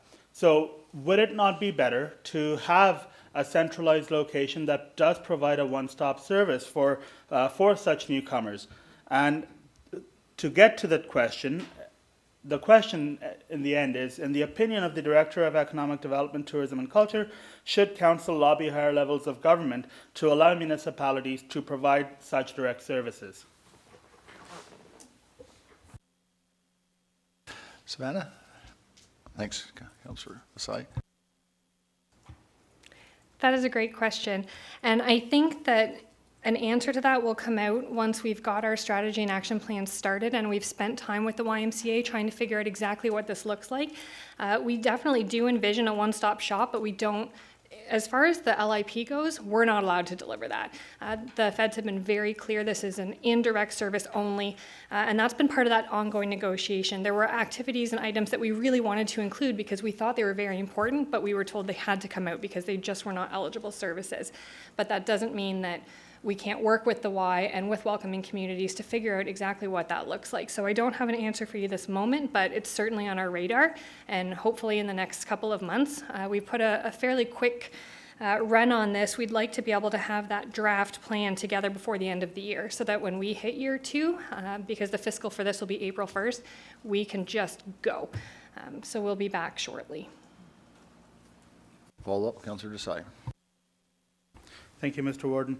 The report also mentions that this program is in place for 5 years, and that there would have to be separate negotiations for the last 2 years. My question, Mr. Warden, is what happens beyond the 5 years? And as a follow-up to that question about beyond 5 years, should Council start budgeting today for those last 2 years and beyond the 5 years? Savannah? Part of this is going to be a learning curve. The local immigration partnership, it's been around for several years, so this is just the first time we've been able to participate, but Huron County is just entering their 2nd year, so they'll be in a 10-year period that they've been able to do this. Our intent through this 5 years is to be able to work it into both of our work plans so that we can build it into the staff and into our everyday so that we can continue with or without funding, that there are increments and things that we can do along the way. So that is why with Manpreet's position and then Jacinda's position here, we'll be able to build those in as those work plans go. So I wouldn't say that we need to be setting aside any additional funds. Even the budget, even though what you'll have in front of you is a 3-year budget to start, we still have to negotiate every single year. And they've been very clear on that. Yes, this is your placeholder and this is what we're telling you you'll get, but we still negotiate with them every year. And the better we do, the more likely we are for 4 and 5, so we're gonna rock it. That's the plan. Okay, thank you for that. Councillor Keaveney. Thank you, Mr. Warden, and thank you, Savannah. This is really wonderful and exciting. I notice in your discussion of the report and within the report, it's primarily focused on newcomer integration and retention. I wonder if you could speak at all to the attraction part of it. That's mentioned only briefly there in the report, but we well know we need to attract more people to Grey County to support our workforce. So I just wondered if you could speak to the attraction side of it. Savannah? Thank you. And that's actually a really good question. We started with the retention side because we know that if we're not good at retention, our attraction efforts are going to go empty. That has been a major challenge for us, and part of that is trying to make sure that we have those steps in place and those organizations in place in a streamlined process so that people, when they do get here, it's not, go see this person, go see this person, go see this person, and start sending them through this long battle, because that's what it is right now. In terms of very focused attraction, because we're not allowed to work directly with newcomers, we can't just do attraction type strategies, but by working with organizations and through part of that planning, we very much see support for their efforts. But what that exactly looks like at this point, until we have that partnership council together and we've had those discussions with employers and with organizations, I can't give you a great answer on that, but it's not off the radar. It's just we have to figure out what we're allowed to do around what this program looks like, and that will come through those conversations and getting it into the strategy. Okay, is there any other questions then? I don't know, your guests from Bruce County, do you have anything to add, or? Thank you. I just want to say, similar to Grey County, you know, our portfolio for economic development at Bruce County really comprises of both community development and, of course, business development. And these go hand in hand. And particularly when we're talking about newcomers and we're supporting our businesses, because we realize that there are a lot of labor shortage issues right now, and that's one of our major initiatives for this year, is attraction of newcomers. And we realize that that really is very well connected with also community development too. So the attraction and the retention goes hand in hand, working with our entrepreneurs, working with our communities to ensure that we are a welcoming community of Grey Bruce is really very important. So I'm really excited to work on this project with Savannah. Well, certainly I know from our gathering at Roma that Bruce County is quite interested in coming back on the map. So maybe that's part of the.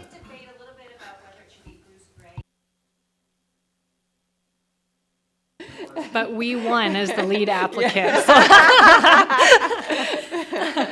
And I just noticed that David has arrived, so I just wanted him to give a wave because he's been a very integral part of this. David Morris from Welcoming Communities.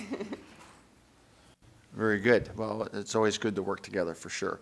I know from accommodations, I know Jacinda was working on part of that last year with regards to accommodation, and that's also important in bringing new people here to our community is where they're going to live. I don't know if you have any expansion on that, but you don't have to. I just know that's very important also, right? So,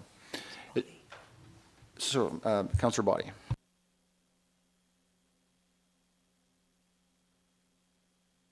Thank you, Warden McQueen. I noted in media yesterday that somebody in Ontario, I'm not sure if it was Ontario government, was asking the federal government to double the quota of new Canadians allowed to come into Ontario. So recognizing labor needs was what the story was about, but I just can't remember if it was an Ontario government, and of course I can't find it now. But there is going to be more new Canadians coming in, more opportunities for us, and this program is so important to be in place and have rolling when that happens. Certainly, if you find it, you could send it out to us, Councillor Body. And I know from Canada itself, we're moving into an aging baby boomer situation. So young people and working force is very important. It's probably moving forward. So certainly that's, and there's probably a lot of immigrants that come here that have a lot of skills. And it's that skill base, or how do you get them upgraded to Canadian standards that allows them to use that skill base too, right? So, any further questions? Okay, well, thank you for that. And all in favor of that report? That is carried. Okay, thank you. Thank you. Are you inviting your guests for lunch there, Savannah? If that's okay with you, I don't see anybody opposing it, so. Moving on then, so that's the end of the items on our agenda, but we need to go back to a couple items that were pulled. And the one item that I pulled was with regards to PDR CW 17. That's with regards to, I got the right one? No, I got the wrong one. Oh yeah, correspondence from the Ministry of Municipal Affairs and Housing, provincial policy statement. The only reason I pulled that, and I'm looking at you, Randy, in the sense that, or am I supposed to have somebody move this? I need a mover and a seconder for that first. Can I have a mover and a seconder? Councillor Gamble, Councillor Keaveney. Part of the reason I pulled this is just, I know there's some changes to the provincial policy, and I don't know at some time, can you bring a report back to this body to sort of talk about those changes? I know it doesn't come in, is it May 1st? So I don't know if you wish to speak to that or not. Thank you, Mr. Warden. Yeah, so the recent provincial policy statement was approved by the province. Staff are currently still reviewing all the changes that have been put in place. As the warden indicated, it does come into effect on May 1st, 2020. Some of the key changes that we've seen so far is extending the planned growth horizon from 20 years to 25 years, greater flexibility when it comes to expanding settlement areas, adding further references to supporting a changing climate and green infrastructure, adding policy direction that's responding to the recommendations from the Special Advisor on Flooding. And the province recently released their flooding strategy document, which staff, again, are also currently reviewing. Increasing the minimum requirement for housing land supply from 10 years to 15 years. Enhancing land use compatibility policies for sensitive land uses, as well as a number of other changes. And as I mentioned, staff are reviewing these changes, and we plan on bringing a report summarizing some of those key changes for council's awareness. Thank you for that, Rennie. So we don't need to change the motion then, because you're planning on bringing that back anyway, right? Okay, so thank you for that. Any other discussion of that item? Seeing none, all in favor? That's carried. And the other one, I think, Madam CEO, you wish to have it pulled, and that was item E. County of Haliburton support the tourism-oriented destination signature fee increase. So Madam CEO. I need a mover and a seconder. Who wishes to move? Councillor Woodbury, Councillor Potter. So it's on the floor. Go ahead, Madam CEO. Thank you, Mr. Warden. This correspondence from the County of Haliburton is just raising awareness of the issue of the fees for the TOD signage. So this is the tourism directional signage that you see around the province. TODS is proposing some very significant increases to the costs to business of having their signage available. I know that this is an issue that has been raised by our tourism staff and our tourism sector representatives. I'm not aware that there was much in the way of consultation with the businesses with regard to, you know, whether or not these costs were sustainable for them. So I just wanted to bring it forward to your attention that there is concern. I am aware personally of concern amongst our tourism sector with the significance of this increase at one time. So Madam CEO, are you suggesting a separate motion that would sort of send back that concern to the body that's moving this forward? I think if council wishes, they could provide a motion of support to the resolution that Haliburton has provided to us. Okay, so as written then. Okay, so that's what this is doing. Are there any other conversation or discussion with this motion that's on the floor with regards to support of that? Councillor Potter. Just a couple of quick points. One is that I think this will force a lot of the smaller operators, which describes a lot of tourism operators in Gray and Bruce for that matter. It will force them out of this availability. And we also have a lot of our tourism features across Gray are not on the main highways. They need that signage on the main roads to direct people to them. So these are both important points for the businesses in our county. Okay, thank you for that, Councillor Potter, especially if they're natural features that you just can't move to the highway, right? For sure. All right, any other discussion on that then? Okay, seeing none, all in favor of that? That is carried. So moving on, I think we're into other business, and I have asked the CEO if she can do an update with regards to the coronavirus, and we know what's out there and the issues that are about. So, Madam CEO. Thank you, Mr. Warden. The members of the Long-Term Care Committee of Management would have received an extensive package of information from Jennifer this morning. The province is working closely with the long-term care sector to enhance their screening activities at the homes. So I think you'll likely see some media coverage around that. I wanted to specifically provide some information about our staff and the discussions that we've had.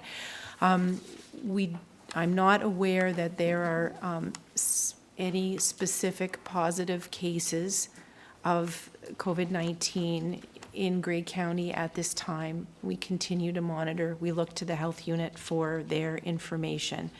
But given that this is now a pandemic and the information that's coming out of the federal and provincial government, I think we need to continue to be as prepared as we can. So I've had some discussions with staff and with our insurance providers regarding staff compensation in the event of the need for self-isolation, or should there be a general community quarantine. The principle underlying all of this is that staff should not be penalized for doing the right thing and staying home if they're unwell, and that also no one receives an unintended advantage as a result of this. So we have two groups to consider: our full and part-time staff who have benefits, and part-time staff without regular benefits who receive pay in lieu in their pay. So one scenario is that you may have been exposed or you've traveled and you're advised by public health or your doctor to self-isolate. And the conditions around this continue to move. I'm just seeing now that the province has announced their, in the GTA, the screening centers outside of the hospital emergency rooms. So I anticipate that that will continue to roll out across the province.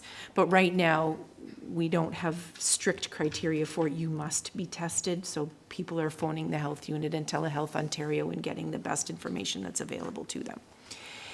If you are a full-time staff member, you may work at home. If you're going to self-isolate, you can make arrangements to make up the time later with your supervisor. If you're not able to work, Sun Life will consider short-term disability benefits from day one, and I understand that several of the insurance carriers are also providing that benefit to their plan members. So when I say that you're not able to work, what I'm saying is that you have the kind of job that doesn't allow you to do work from home. For our part-time staff, if you need to self-isolate, you have the ability to apply for employment insurance. And yesterday, the federal government announced that they were waiving that 1-week waiting period for benefit receipts. In the second scenario, the province or the federal government or Grey Bruce Public Health or some other entity puts some sort of shutdown in place of non-essential services and asks people to really make a concerted effort to stay home. In that situation, I think our full-time staff would find themselves in one of probably 3 different scenarios. If you are well, then you may be redeployed to assist with essential services in other places, and I'm thinking in the helping out in the long-term care homes. Again, working at home if possible, or making up the time at a later date, or taking vacation. If you're not able to work, again, Sun Life will consider short-term disability benefits. Part-time staff, the same thing. If we have part-time staff who are well and they're able to be redeployed to assist with essential service delivery, we'll likely be in need of those resources should that happen. And again, the potential for EI benefits. I wanted to make staff or council aware, we have some staff who are at higher risk in this, or they have a close family relationship that is also someone who's at very high risk should they become ill. Those folks will be working with that on a case-by-case basis, but my first priority is making sure that people are safe. And if people need to be working from home ahead of some other broader pronouncement from another authority, I think that's what we want to do, is to make sure that they're fine. Also, I'm looking for your support or your guidance around using our discretion to cancel or postpone events in compliance with the request to maintain social distancing and minimize the potential for community transition. For example, there have been a number, it was mentioned already today that the Maple Syrup Festival in Elmira has been canceled. The Bruce Power has canceled their March break events and and closed the visitor center. I think we're seriously considering the March break activities at Grey Roots and our Maple Syrup Festival, whether or not those need to be canceled. So we'll be watching closely to the information that comes out of the health unit. As well, the Friday opening of the Voices of Grey Museum, I think it may be wise to simply postpone that for a little while until we're sure that the risk has passed. So I'm happy to answer any questions. As I say, we'll be communicating more broadly with all of our staff after this meeting today. But I wanted you to be aware, and again, we continue to point to Grey Bruce Public Health as well as the provincial and federal governments as the authority on these decisions and what the situation is. Marlene McLevy did send a message out to all of your municipalities today. The Provincial Emergency Operations Center has also asked to collect information regarding any issues related to COVID-18 that people are struggling with, that they are going to step up and kind of be the central repository for those issues, and then I think work with us to try and find resolution to those things, whatever they may be. So Marlene is required now to provide a daily response to the PIOC, and where there's information from your individual municipalities, we'll move that forward for them. Thanks, Madam CEO. And I noticed there was, when you entered this building, there was some publication on the door, giving some instructions there. Any question or clarity from county councillors to the CEO? Councillor Millen. Thank you, Mr. Warden, and I certainly support any efforts the CAO and other staff are doing to minimize transmission.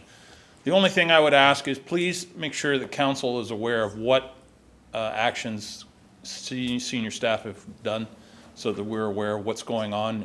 Even Marlene's transmission to the lower tiers, I wasn't aware of that until right now. Not that I need to know, but I'd certainly like to know. So if we get questions, we're able to address them. Thank you. Madam CEO. We did earlier this week have a meeting that involved your member municipalities as well as a number of other stakeholders just about pandemic planning. Because it's been 10 years, more than 10 years, since people have had to really focus on their pandemic plans in any kind of a meaningful way. So I hope that information session was useful for people to try and get them through that. I also received from, we have an agreement with Harvard Business Review that we use for our leadership development group. They provided some extensive resources around leading through a pandemic situation and some of the things you might think about there, and I'll circulate that to council and to the CAOs as well. Thank you, Madam CEO. Any other questions of clarity? I know it's very important. We hear here all the time. Wash your hand, wash your hands, wash your hands, and continue to do that. I think it's interesting that our county does have an older aging population that's probably more vulnerable than maybe other communities, which is something that, you know, it keeps in the back of our mind, and certainly, yes, we just have to keep in the communication. Jennifer, do you have something? I wonder if Jen wants to just give them the Coles notes of what you've... Yeah, Jennifer, you gave us an update the other day, but maybe you want to summarize? Oh, thanks. Sure. I'll just add, Warden McQueen, to your comments. The precautions that you take are for your own protection, but also for the protection of those vulnerable people in our community. So it's important to look at them for yourself and your own family, but then also for the broader. And that's what the intentions of increasing the screening and the enhanced precautions that we are taking is to, at this point, to protect the vulnerable people in our community.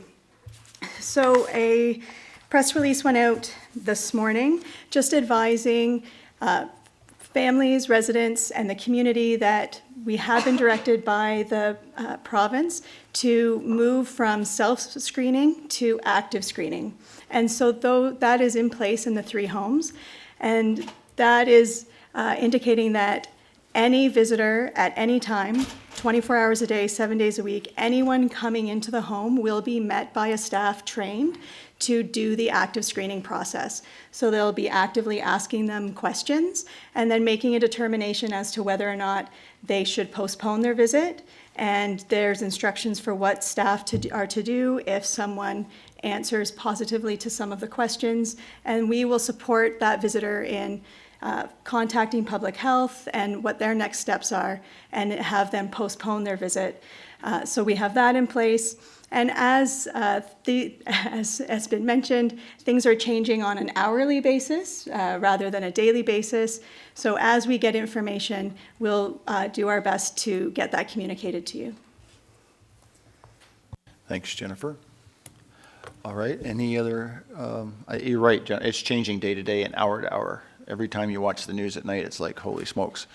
And I thought it was interesting last night where they, actually, a lady from Toronto, how they test with that up the nose thing, and like, oh boy. And it's a swab that goes up your nose. And, but they're saying, like, unless you really feel that you have something, you're not just going to get tested. You have to, they screen you first before they do test you. And anyway, it's quite an interesting times right at this point, for sure. Any other comment there? The other, just for other business, County Council, you're probably aware at the lower tier that there's changes to the Blue Box program. And this is sort of at your own waste management part.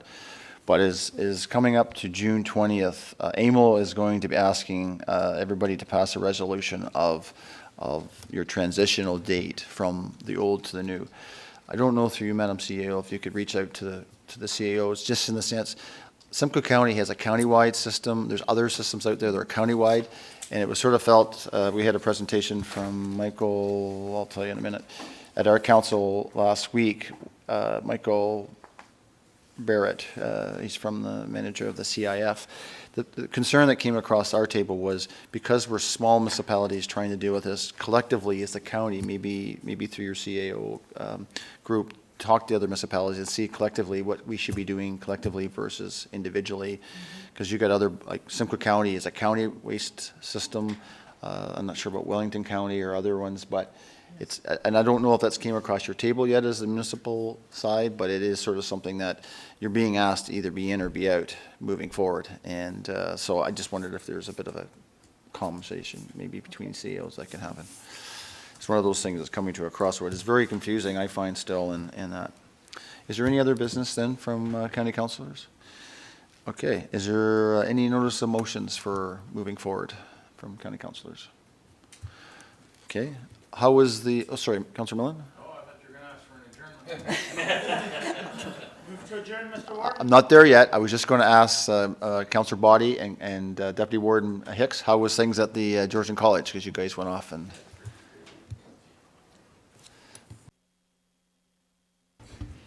One of these days, somebody's going to beat up that thing.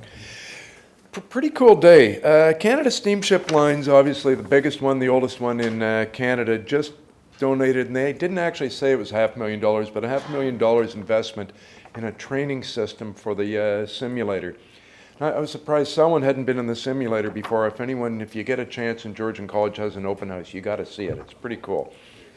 So they're using an electronic system on their boat that communicates from the bridge to the engine room directly. So instead of a phone call back to say, can you cut the speed, the dock's coming really fast, they can control it. And it's all, of course, high digital screens that they're doing. So Canadian Steamship Lines wants to try and train people before they get onto their boats and try and figure out how to do it. So they've just donated this $500,000 of this system to Georgian College. It is the only college in Canada that has this system, this communication system for training from the bridge to the engine room.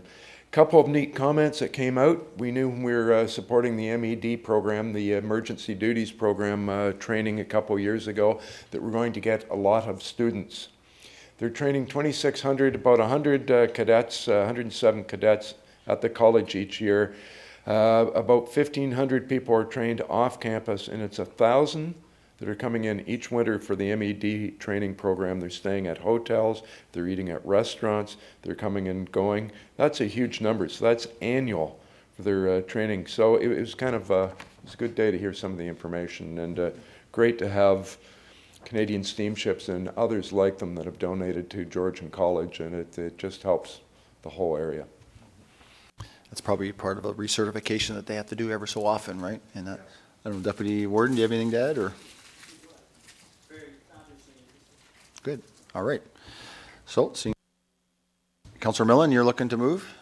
I will move adjournment, sir, if that's appropriate. And Councillor O'Leary, second it? All in favor? That's carried. Just